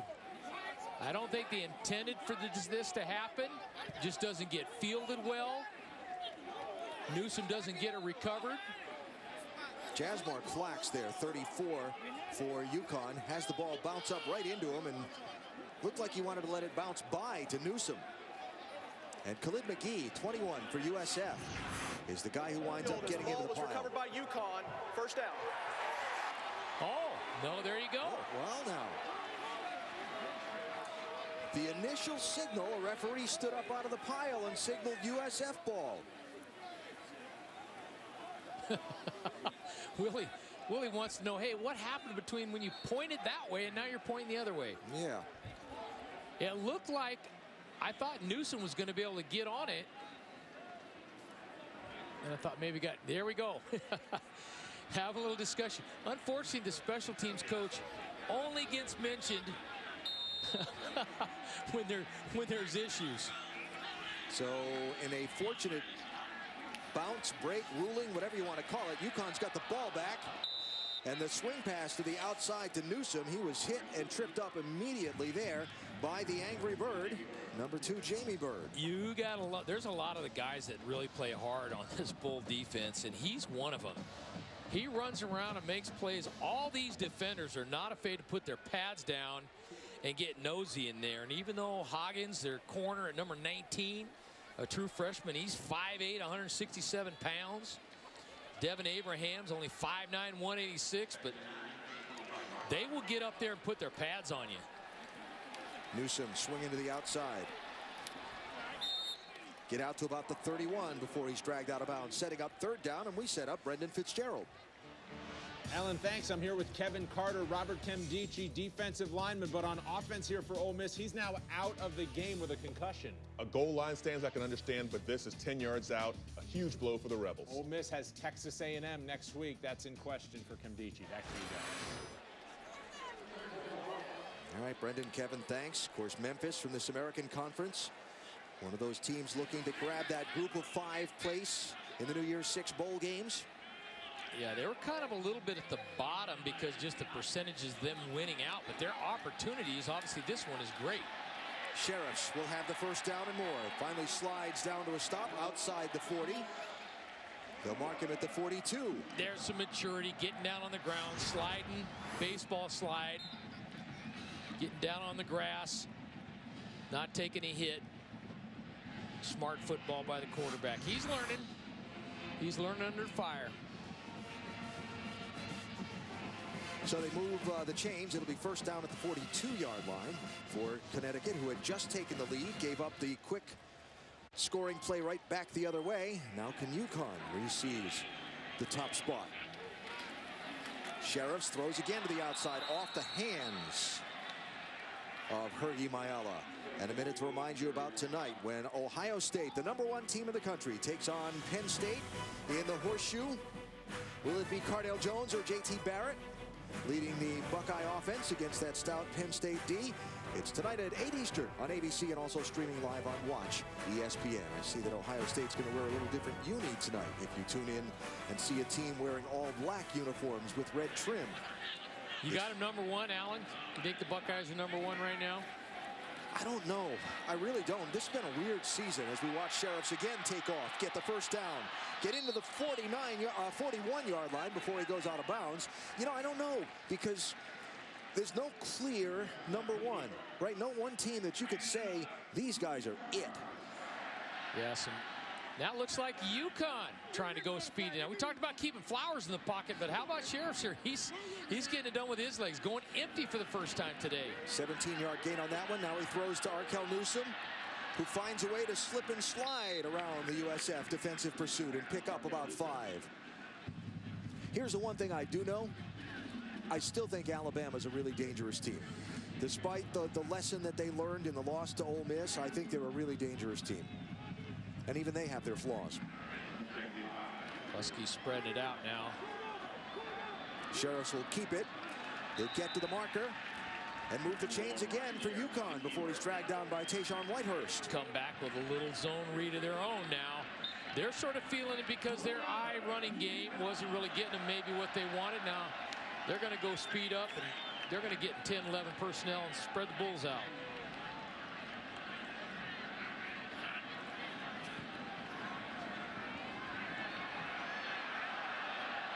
Slips away, and then he's cracked after picking up about 3 yards. Sheriffs with some time, but nowhere to go with the ball. Took a little bit of a pop. Again, I like it when the Bulls bring pressure. I think they create a little bit of an attitude on defense as well as the opportunity for negative plays. They've been rushing 4 and really kind of playing zone on the back end. Here's Arkel Newsome, gets away from one. Then he's going to get stacked up by Jamie Bird and Tayshaun Whitehurst. It'll be 3rd down and about 2 for the Huskies. Okay, so you're thinking about we're in field goal range right here if you're the Huskies. So if you're Sheriff, manage it down. Let's not take a sack if we're going to throw the football. Let's make sure we get rid of it and get an opportunity for at least 3 points.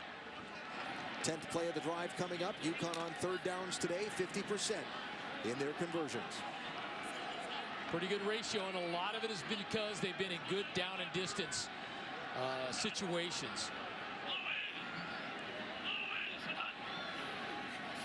Johnson's the running back. Sheriffs throws, hits who else? Noel Thomas, who has the first down and brings UConn down to the 15. Good little wrinkle, motion Noel Thomas out of the backfield, brought him back underneath in the shallow cross. Popped open right underneath the coverage. Right in the field of vision of Sheriffs. 5th catch of the day for Thomas. Handoff inside, nothing doing there for Johnson, who's finally wrestled to the ground by Eric Lee. A lot of penetration. I don't think the offensive line up front there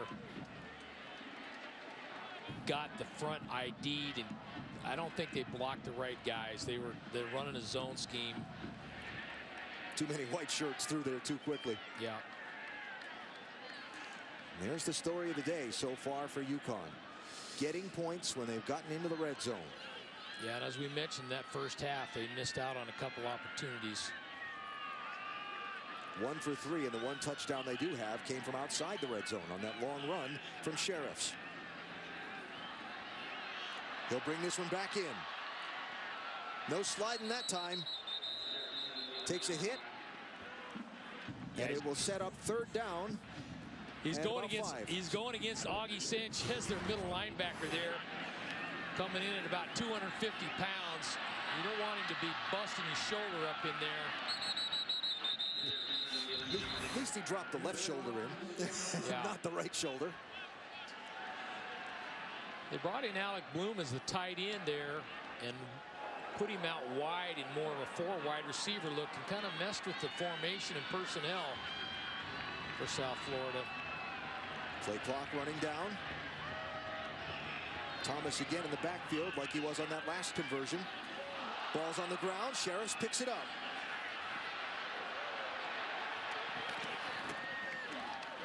Gets it to the ground just as he's wrapped out of bounds by Sean Hill for USF.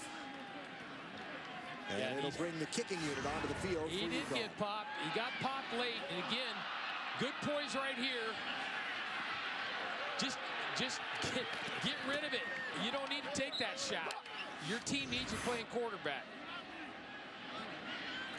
So Bobby Puyol coming onto the field. He's 8 for 8 on field goal kicks so far this year.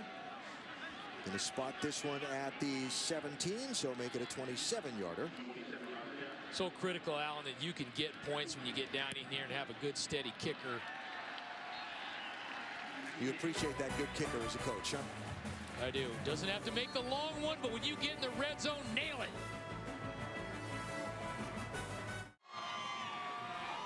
Great day of college football today. Coming up shortly, Michigan State at Michigan in Ann Arbor. Then tonight, Florida at LSU.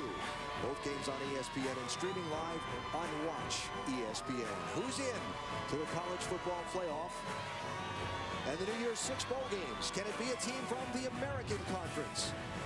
Remember, the highest ranked conference champion of the group of 5 conferences gets into the New Year's 6 bowls, if not already in the college football playoff. But right now, a 1-point game here in East Hartford as UConn put 3 on the board after a nice drive. Well, Memphis will increase their chances greatly if they can get it done against Ole Miss today. So with the UConn defense now needing to firm up a little bit after giving up that 4-play, 73-yard drive, I believe it was, the last time that USF had the ball. And kick will go out of the end zone and come on a touchback. These American Conference teams hawk the Road Warriors. It's a unique look at, you got time zones. Look at that, covering almost half the United States. No conference really has to do the kind of travel, time zone. You're talking about weather differences. Man, there's a lot of diversity there. And when you look at the number of miles traveled, compare, let's say, the AP top 10 teams coming into the weekend with the teams in the American and the miles that they travel on average. Incredible. It's different. You know, we were talking to Willie Taggart about coming up. Of course, it wasn't a conference game. They came and played Maryland. The issue they had with their plane and some of that, but it is different, and you're lugging these guys around a lot of miles. It wears on the body. You don't sleep exactly the same. It's different. So USF showing that inverted wishbone again. Marlon Mack will have the ball, trying to tiptoe the sidelines. No whistle. He's still going. Finally shoved out of bounds at the 15-yard line. Mack stifled all day, finally breaks off a long run after he tiptoes down the sideline. They broke out this 3-back personnel, and you see we got a little read going on. Boy, I thought he stepped out. It was close, huh? He did a nice job tiptoeing down the sideline. I want to see if they're going to stop this and look at it. I think they're going to. South Florida. That's a sideline warning. Previous play is under further review. And now the review. That's what I thought. I thought they'd stop and look at that. That could be too critical a play not to make sure it's right. Okay. Boy, he was a little green. I think there's a little green right through there. A little bit of green. Little green stripe. Good work by our crew. Ooh, couldn't quite see it there. Well, really, the end result is what replay official Jack Kramer sees, and if he sees it as indisputable video evidence. The white shoe on Mack's left and right feet versus that white sideline. I thought the first step, you could clearly see some green. Looks like okay. I thought there was green there. That one, I don't know. That one, ooh. I don't know. But if it were me, would I say that that's enough to be indisputable? Good. The answer would be that's good. Don't know if I could. Ooh. Wow.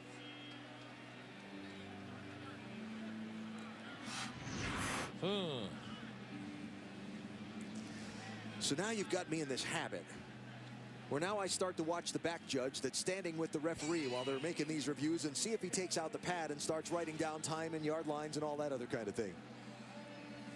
In this case, he is not, so I'm going to say this one stands. You, sir, will be correct. After review, the ruling on the field stands. Boom. Well, I'm with you. I don't know that it was indisputable. I don't know that you could just totally overturn it. That's the trick. I think if the official would have called him out on that second step there, he probably would have been right. So either way, the official had a clean look at it. Got to feel like he was on top of it. So the 59-yard gain puts the Bulls in business at the 16.5-yard line. First down. South Florida a little messed up here formation-wise. They're trying to get it organized. They'll spin it back this way. Well, there's Darius Tice, who doesn't find much running room. Oh, check that. Dearness Johnson in there. And Junior Joseph with a nice play for the UConn defense. Yeah, they had Sean Price, the tight end, number 12, playing in the backfield.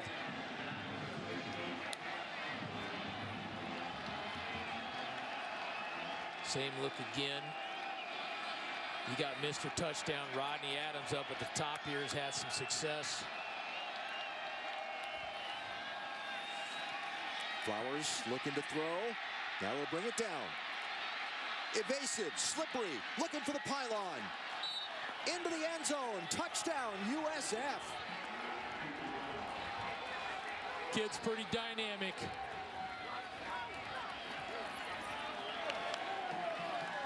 Well, he didn't have any place to throw the ball, but he found a place to run with it. Yeah. This we talk about. Watch the rush lanes of UConn as you come up the field. You see there, Kempenny gets kind of banged down inside.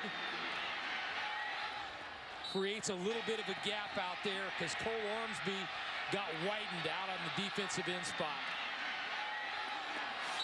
Good blocking by Johnson outside to help him to finish it in the touchdown.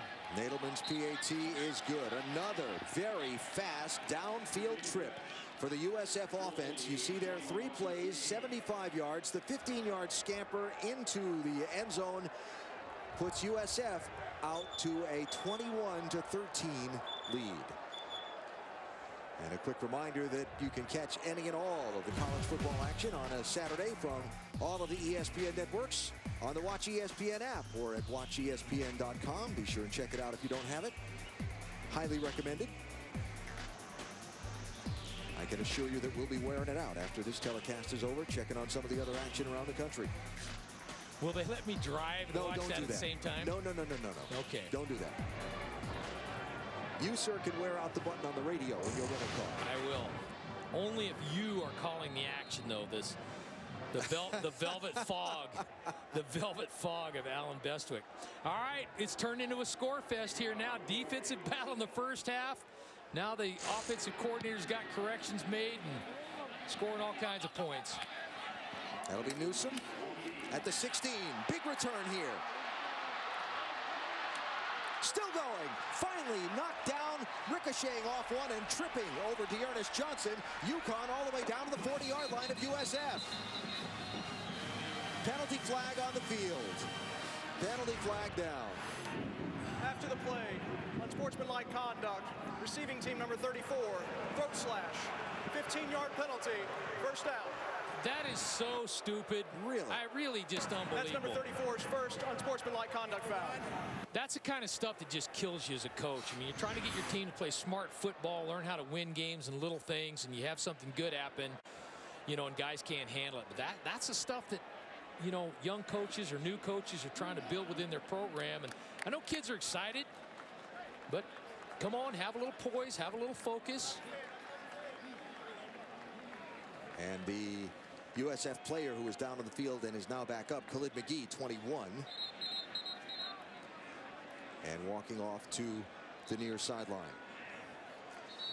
So now time for the UConn offense to come back onto the field. Quarterback Bryant Sheriffs has carried the ball a lot more in this second half, and as a result has taken a lot more of a licking, including that one that ended that last offensive possession that the Huskies had. Yeah, we said one of the goals was to protect Sheriffs, and I really think, I don't know what the magic number is, but I don't think your quarterback can take more than about 4 or 5 a game. Nice job again by these defensive backs making plays, tackling. Jamie Byrd read the swing pass all the way and slipped through the intended block to make the nice 5-yard loss happen.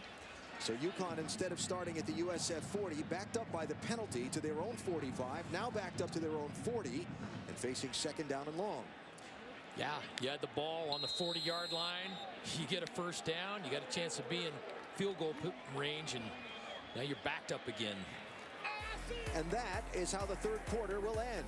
Been a lot of points put on the board in this quarter 3. What will the 4th quarter bring? We'll find out when we come back to East Hartford in a minute. South Florida leading UConn 21-13.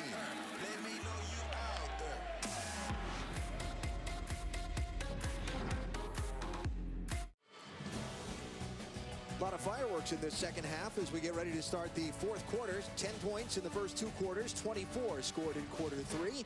What will the ending of this one look like? UConn with the ball, trailing by 1 possession to USF. Alan Bestwick, Coach Dan Hawkins here in East Hartford. UConn with the ball, 2nd and 15 at its own 40-yard line to begin quarter number 4. Both teams have become offensive juggernauts in the second half. Sheriff's throws over the middle. It's busy, but Arkell Newsom gets away across midfield. Finally brought down at the 37-yard line. Dynamic little playmaker, getting the ball to him, throwing it. Kickoff return, handing it to him. That was thrown what looked like into traffic. He was hit right away and somehow kept the legs going, kept moving, and got away. The key for the Huskies, they've gotten out of their 2-back, tight end. Now, I don't know what's going on because maybe we're a little banged up at tight end, although we've seen both of the tight ends in. Sheriffs looked to throw, looked for running room, looked again. Finally scampers out for about 6 yards before Eric Lee catches up to him. Both tight ends, Alec Bloom and Tommy Myers, have been in the game, but not necessarily together. Frank Verducci's kind of liking more 1-back, 3 wide receiver schemes, and they're throwing it a lot more. They had 220 yards passing in the first half. And Sheriffs is having a pretty nice outing here today as long as he can avoid the turnover. He's thrown 1 interception today, 268 yards passing for Sheriffs, 86 yards on the ground. Pressure, throws it quickly out to the outside to Hergy Mayala, who will be out close to the first down sticks. It looks like they're going to mark him about a yard short. Tajay Fullwood knocked him out of bounds. 3rd and short coming up. All right, really awesome pickoff off the corner blitz. The adjustment run, the hitch outside. He sees it, pitch and catch. Boy, it seems like a simple thing, but for Sheriffs to see that and get the throw out cleanly, pick it up on the outside, those are the little steps they're trying to bring these guys along, showing a little bit of maturity on offense. Mayala, the freshman from Montreal, getting more and more playing time in this UConn offense. 3rd down, can the Huskies convert? They hand the ball, it's going to be close. Nice pursuit off the edge by Jamie Byrd and Deidrin Sanat for USF. Looks like they're going to mark him just short. Remember, this game started with UConn with a 4th and short deep in USF territory, and they couldn't convert. Here comes the kicking unit onto the field. Fans, of course, not liking it. This is a little bit farther than his long of 42. This will put him at 44, I guess we'll call it. Career long 45 he hit a year ago for Bobby Puyol. Tim Boyle, the backup quarterback, is the holder. They'll let him kick it away. Bangs it off the upright. Into the wind, too. Had to hit that thing into the wind.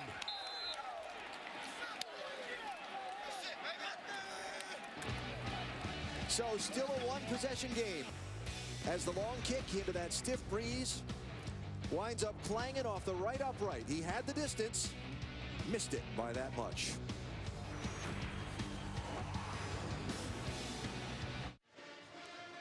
A lot of really interesting things going on around college football today. I'm sure there will be many more tonight. And tomorrow morning, we'll spend 4 hours digging into all of them in depth on College Football Sunday here on ESPNU from 8 a.m. to noon, and of course on Watch ESPN as well. Well, still a one-possession game here at East Hartford, Pratt Whitney Stadium, Rentschler Field, the home of the Yukon Huskies on their homecoming weekend. But right now it's the USF Bulls who have the lead. After that long field goal try by Yukon, clanged off the right upright. Yeah, you wonder, it was 4th in inches. His long this year is 42. I know his longest is 45, but that was 44 into the wind. He had plenty of distance. Yeah. I don't know. Well, you know, they've had trouble on those 3rd and 4th and short so far today, so maybe that's influencing Bob Diaco's decision. Yeah, they did not get it in the first quarter on the quarterback sneak. And didn't get it on the 3rd and short conversion try either. Far side, Dearness Johnson will pick up a couple as we check in on some of that interesting elsewhere action. And Brendan. Yeah, Alan, and in the American Conference, what a name Memphis making for itself. They were down 14-0. They have come back. It is 31-21 after this Paxton Lynch touchdown pass in the 3rd quarter. Very interesting, for sure. 3 undefeateds in the American Conference starting play today. Want to pick up on that theme in a second. First, coming near side, Marlon Mack. Probably his 2nd best run of the day. He'll have the ball out to the 43-yard line. You talked about the FPI numbers, ESPN's analytics that are predictive of future results. And you talked about Memphis having such slim odds of getting through the regular season undefeated. Well, a lot of that, I think, was because they had to play this game today against Ole Miss. Yeah, and I think it actually favors them. You see, UConn has got to get lined up to this 3-back personnel formation because South Florida's really taking them to the woodshed, getting outside. Here you see the FBI and Boise State, of course, getting bumped off last night. Leaves the door wide open. Toledo beat an Arkansas team that was ranked at the time.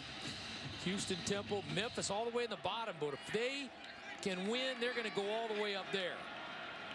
So they got a chance to play each other down the road as well. Coming near side, Darius Tice. First down for USF and more. I'm not so sure you don't call a timeout and draw this up in the huddle. They got to get lined up. That's the 3rd time in a row. Exact same place. They're going fast. UConn's trying to sub to it. But they have found a glitch. Flowers to keep. Got a little seam on the near sideline. Cross the 20. Runs out of bounds at the 15. There is a flag down on the field. And this one's probably going to come back. Came back with a read off of it.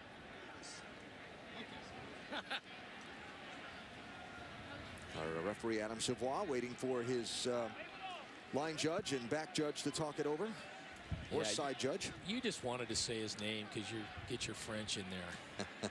And I know you've been to all these races and all these tennis matches and all over the world. Holding. Offense, number 11. 10-yard penalty. First down. Marlon Pope, the tight end, called for that one. I'm still not over the fact that you called me the Velvet Fog a little while ago. I'm still trying to understand whether that was a compliment or an insult. That's a compliment. Are you kidding me? That is a compliment. So a setback for the USF drive brings it now back to 1st and 20. And the ball out at the 43-yard line.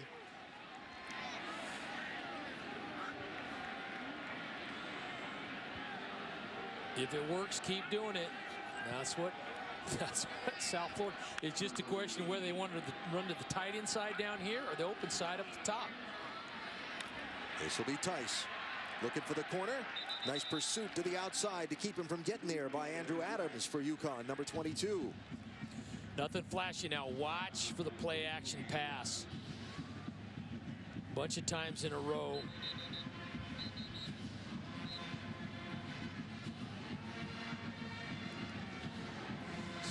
Danny Hope, the co-offensive coordinator for UConn. And on the far side, head coach Bob Diaco with defensive coordinator Anthony Poindexter, who was next to him momentarily. There's Dearness Johnson. He's going to get back up to about set up a 3rd. Check that, a 4th and 12 it should be. UConn playing 5 defenders inside the box. And you've got 5 blockers with South Florida. But when you have a quarterback that can run as well as your tailback, it gives you a man advantage. I was right the first time. 3rd and 12. Flowers to keep. He's got room. He's close. He's close. Going to come up about a half a yard short, it looks like, by the spot.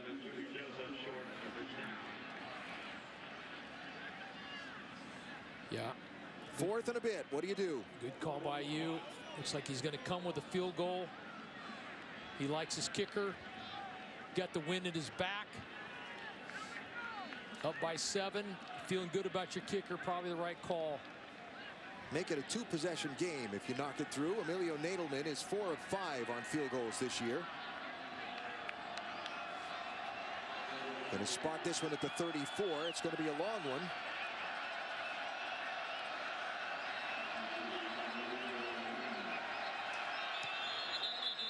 Whistles. Delay. Offense. 5-yard penalty. 4th down. Now what do you do, Coach Taggart? That stuff is just brutal. Do you let him kick it from 48? He hammered that one pretty good. Got the wind at his back. He feels good about it.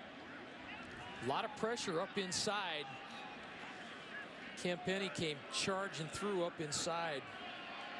Very strong breeze all day today here in East Hartford. So they will back him up, let him kick it again. He missed one from 49 last week. Keep your eyes in the middle of the screen by the center. Gets this one off. And missed it. Well, the offense is dynamic. Field goal team, not so much. So still a 1-possession game. UConn will get the ball back. The long try comes up just a bit short.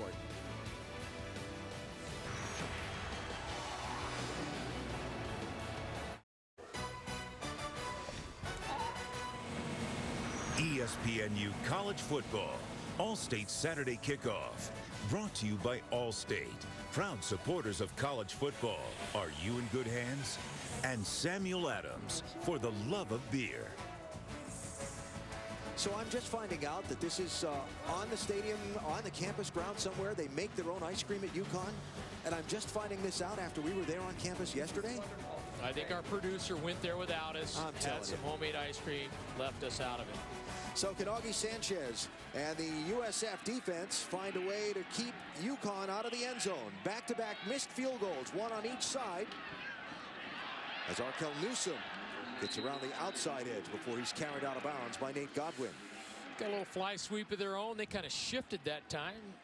Made it look like they're going to be in 2 backs. What's the difference between a fly sweep and a jet sweep? Well, it's because it originally was called a fly sweep, and then some guy came along and called it a jet sweep, so now some people call it the jet sweep. Not me, though. The original name is the fly sweep, and I shall keep it the fly sweep. So essentially, there is no difference. No difference. Really like the creativity that's gone on by both of these offenses in the second half. Sheriff's looking for a little running room. About 5 white shirts on top of him. The one at the bottom of the pile was Sean Hill. And we talked about goals for each team at the start of the day and what they were going to have to accomplish to win. How are they doing? Yeah, it's been kind of interesting. I don't think they've done a great job. Flowers has got loose on him a little bit. Mack is right there. Really had one big play. And I think Sheriff's has probably taken a few more pops than they want. Like I said, I don't know what that magic number is, but you start getting about 4 or 5 in a game, I think you start wearing on your quarterback. 45-yard line for second down. Sheriff's throws over the middle. Here's Alec Bloom, one of the big tight ends for UConn. They'll cross midfield and move the chains. Obviously had success going into the tight ends in the first half. The big guys in here. Bloom spotting up right in the middle, throwing the thing on time. Good catch. They didn't want to go with Bloom and Myers, both tight ends in the game. They talked about that yesterday. They've opted to kind of go one tight end at a time now. So a fresh set of downs for the Huskies as the ball is spotted at the 44. Swings to the outside. Noel Thomas had the catch, but nicely played again by Jamie Bird. Haven't we called his name a lot today? If you're not sure, just yell out Bird, because he's probably in on it. Been trying to get Noel Thomas doing a nice job motioning out of the backfield in several different ways. But Jamie Bird doing a great job coming up and play physical. Look at Bird tackles for the DB. Bird, the senior from Dade City, Florida. It's either been he or Augie Sanchez, the middle linebacker, who've been doing a lot of the hitting today for the guys wearing white. Tom Allen really wants these guys to play fast and physical and play hard. I think he's really accomplished that. Good motors, good pursuit, bringing pressure here. Picked up well. With time to throw, in and out of the hands of Hergy Mayala, and incomplete. Yeah, they're trying to bring Hergy along in this offense. They anticipated playing him a little bit more in this game. Got to come up with that. Much like Noel Thomas went up in double coverage in the first half and snagged the ball. Got to go down and get that. Wasn't the greatest throw, but it's fine. That's where the receivers got to really earn his scholarship money. And that one hurts because after the first down pass that was sniffed out so well, that one goes through the hands. Now it's 3rd down and 10. Probably after the missed field goal, you're thinking 2 downs here, down by a score. Both offenses have moved it well. Sheriffs spins away, throws into traffic. Caught and cracked. Noel Thomas there in traffic, but he hangs on to the ball. Not enough for the first down. It'll bring up 4th and short. That was a sweet move in the pocket. Spinning around, setting his feet, making a dart throw. And there's number 5, trusty Noel Thomas, making a tough catch and getting popped in coverage. So 4th down, the Husky offense stays on the field. Look out for quarterback run again. They need the 39. Check that, the 34. In trouble. Sniffed out by the Bull defense, and the ball will go over on downs. Big play by Nigel Harris on that one. The junior from Tampa gets to the quarterback, and the 4th down conversion is all for naught.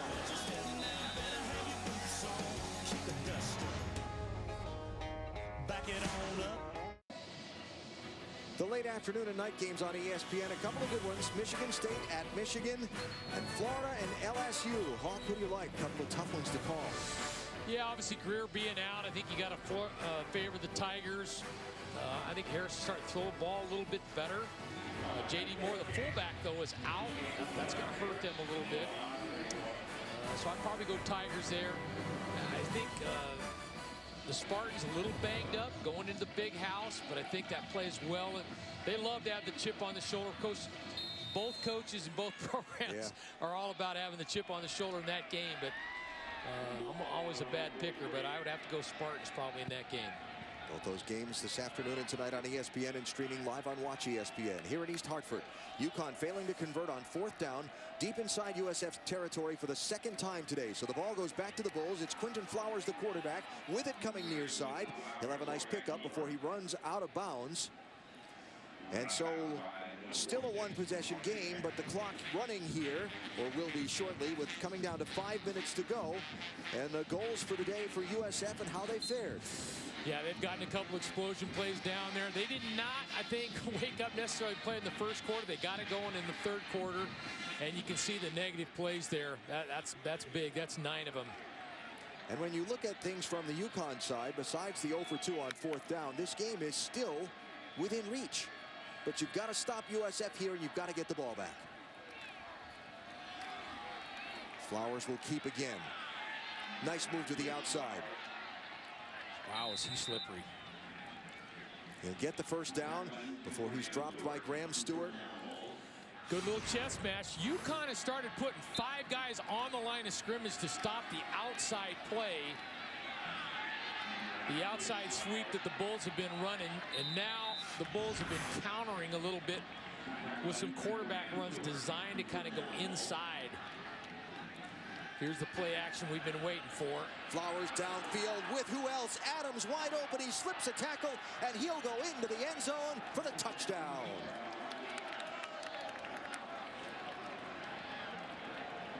Rodney Adams from 44 yards with his 3rd touchdown grab of the day. You knew it was coming. Just it had to come at some point. Little play action, pulling the guard. Javon Williams, the leading interceptor for this club, in man coverage. What a big day for Adams. Yeah, I guess. Targeted 6 times. He's caught 5 of them. 3 of them have gone for touchdowns.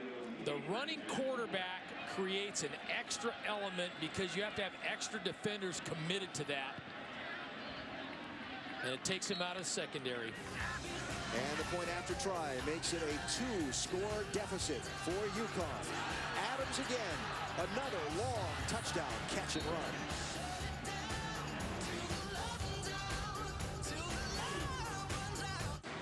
Hawk, your theory, 3 plays make a difference in the outcome of the game. Well, they had a chance for some sort of points early in the game. First drive, don't convert on 4th and short. Here at the end of the half, trying to figure out, do we go for a touchdown? Can we kick a field goal? Time runs out, gets 0 points right there. And then the last drive, 4th and short, unable to get it off and get sacked. So Hawks 3 plays that have made the difference in the day today here at UConn, and homecoming not looking quite so happy now as the Huskies are down by 2 scores with less than 4.5 minutes to go in this one. We talked about it the very sorry Dan. Well, they've proven that they can go fast. They went no huddle, which was great. They can do that. It's within their offense. They got to get rolling, start taking some shots down the field. Newsom dropped the kick, picked it back up. He'll be shy of the 25-yard line.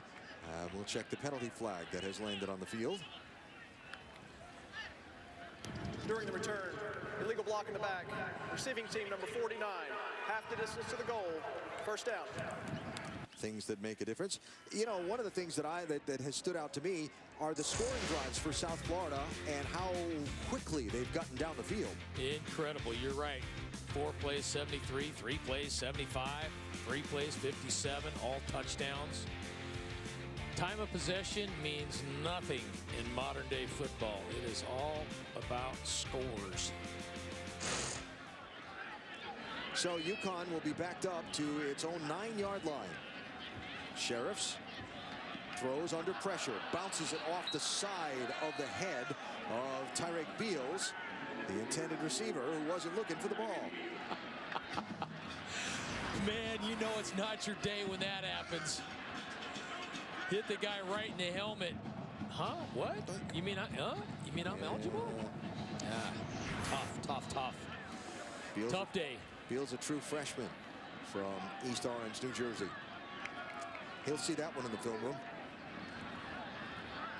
So 2nd down for the Huskies, and you see just over 4 minutes to go in the game. Quick strikes have not been UConn's thing for sure.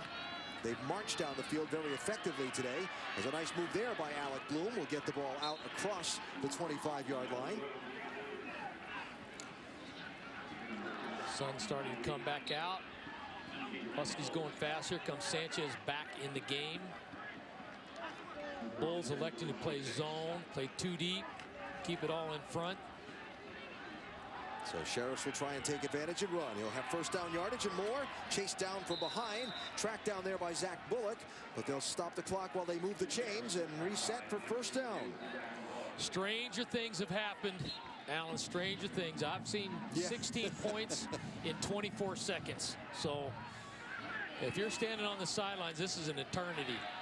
Another quick throw for 1st down yardage out to Bloom. Suddenly the big tight end, 6'6", out of Pennsylvania. You get in a situation here defensively.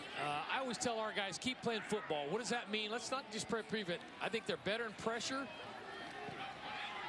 You get chased from the backside.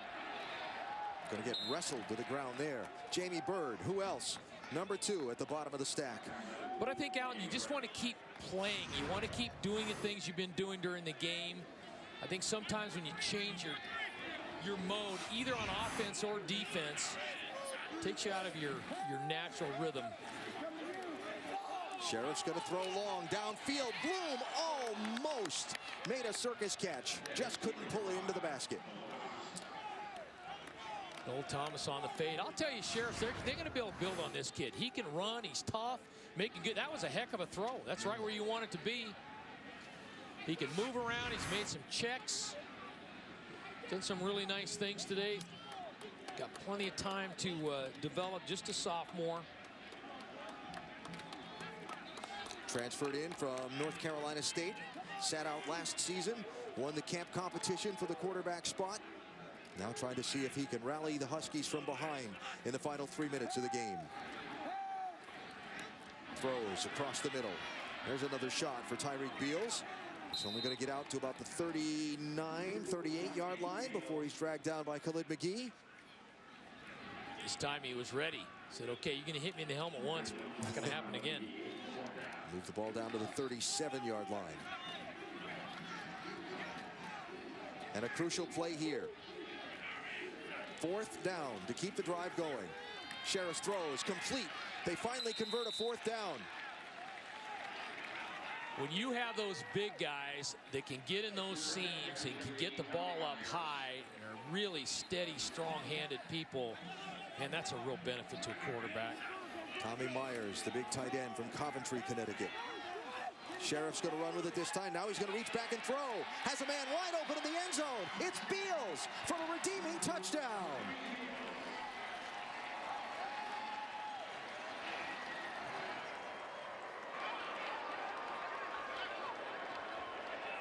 Everybody streaming out of the parking lot, put on your brakes and hold on. You may want to come back into the stadium.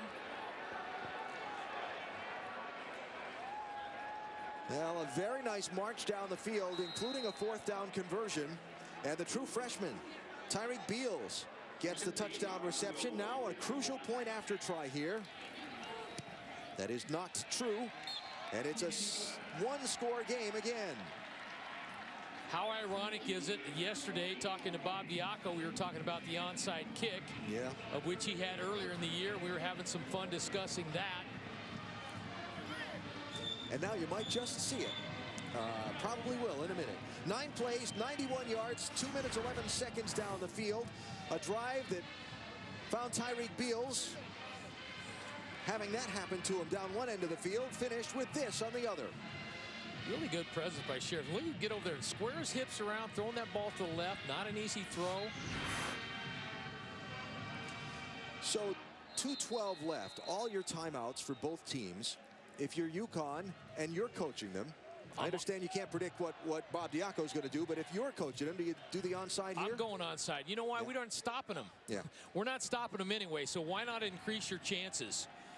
So go ahead and onside kick it. See if you get it, because we haven't stopped him anyway. So UConn going to tee it up here and see what they can get. Now the other thing you could do here too, if you trusted your kicker and he could spread it around, but now look at how down here at the bottom, look at how there's 3 guys out leveraged right there. You could punch it back over on the left side. Ball's loose. Who's got it? USF.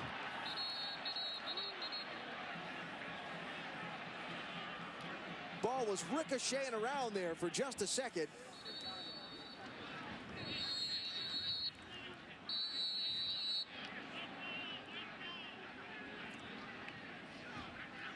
We were just talking yesterday how they ran past the onside kick earlier in the year. It's a nice kick with that bounce. 2 players went for it, and it winds up somehow in the hands of Devin Abraham, 20. You need the vapor. Yeah. You need the vapor trail guy in there behind. Oh, boy, those plays don't come up very often, but when they do, you have to execute them perfectly on both sides, and it really matters. So USF with the ball, 2 minutes, 9 seconds to go. UConn has 3 timeouts. We just showed you how efficient USF's been marching down the field to score. Do you keep doing what you've been doing, or do you just keep the ball on the ground? Well, I think that's mostly what they have been doing. At some point here, the down distance dictates that you take a shot. UConn's got to sell out, obviously, into the run game. And if they want to throw it, fine, but can't let them run it here. Like that. Dearness Johnson will have a 1st down.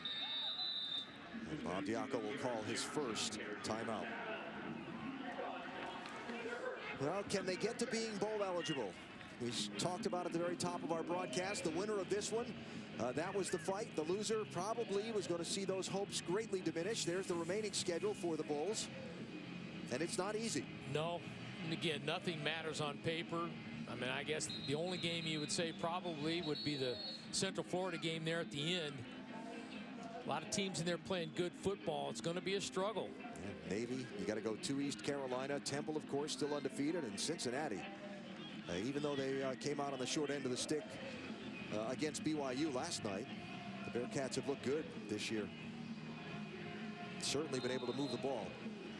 So Willie Taggart and company trying to see if they can keep possession, run out the clock, and get a big win on the road in conference and division play.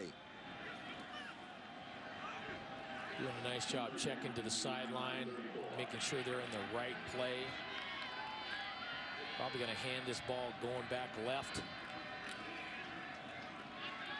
Flowers will keep. Nice pickup. And they signal again for a timeout. Second of the 3 for the Huskies. As for UConn and their remaining schedule, the road ahead is no easier. We talked about earlier, Hawk, this American Conference is a tough one. And not just the road miles, but the opponents and the quality of them that you got to face. Yeah, we talked about the group of 5 in there, and you've got Houston and Temple have a shot to and we had East Carolina against BYU. That's a good football team. Yeah. You already talked about Cincinnati, so it will not be easy. And again, paper counts for nothing. But you'd really think, okay, Tulane, all right, we might get that game, but those other 4 be scrap burden. I'm not saying Tulane's a mail-in anyway. By the way, how good has Houston looked so far this year? Boy, Greg Ward Jr., we've done their games, we've broadcast their games a couple times in the past. He is electric. And of course, Tom Herman is doing a nice job coming from Urban Meyer's program up at Ohio State. Dearness Johnson with the carry. Just shy of first down yardage. UConn spends its final timeout.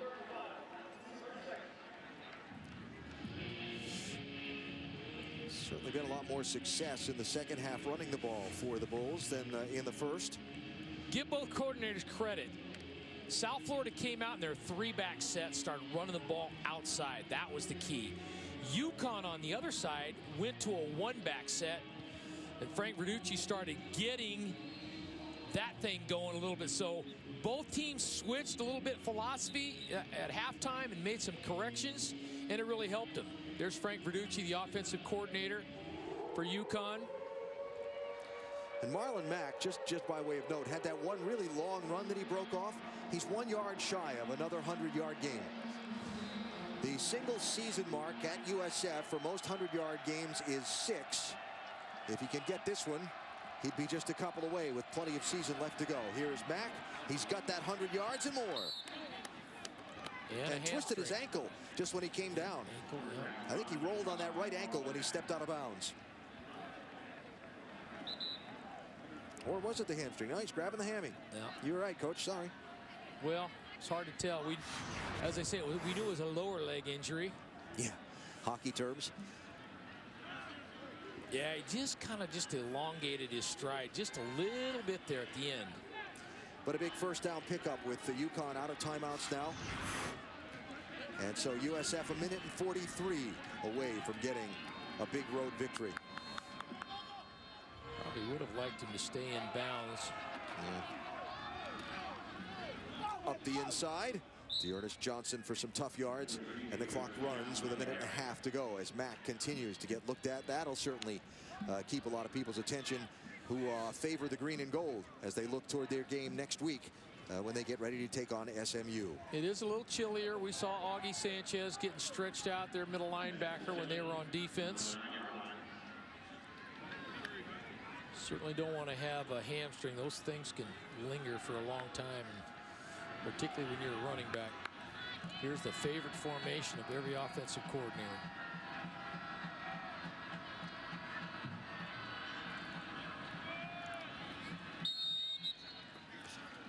You know, USF has only been playing top-level football for 19 years now, 16 years in the FBS, football for 19 years, and they're about to get their 100th win in the program's history. Good job by Willie Taggart. Big win against Syracuse last week, goes on the road. I think that's a telltale sign. He's got some good young players, a lot of talent, a lot of speed. Recruiting the heck out of the Bay Area around Tampa. Of course, we know Florida's always loaded with guys. And for UConn, a game where they had opportunities. This will be one that got away, I think they'll feel. And so the win for South Florida and Willie Taggart as they'll wind up on the positive end of a 28-20 contest on homecoming weekend here in East Hartford. Virginia Tech and Miami coming up next here on ESPNU. A game that both coaches and both teams could use to win as well. And so the dreams of maybe being in contention for the American East Division championship fight and a chance at the conference championship game stay alive for USF. The road to bowl eligibility gets a lot tougher for Marpiaco and the Connecticut Huskies. College football scoreboard coming up next, then Virginia Tech and Miami.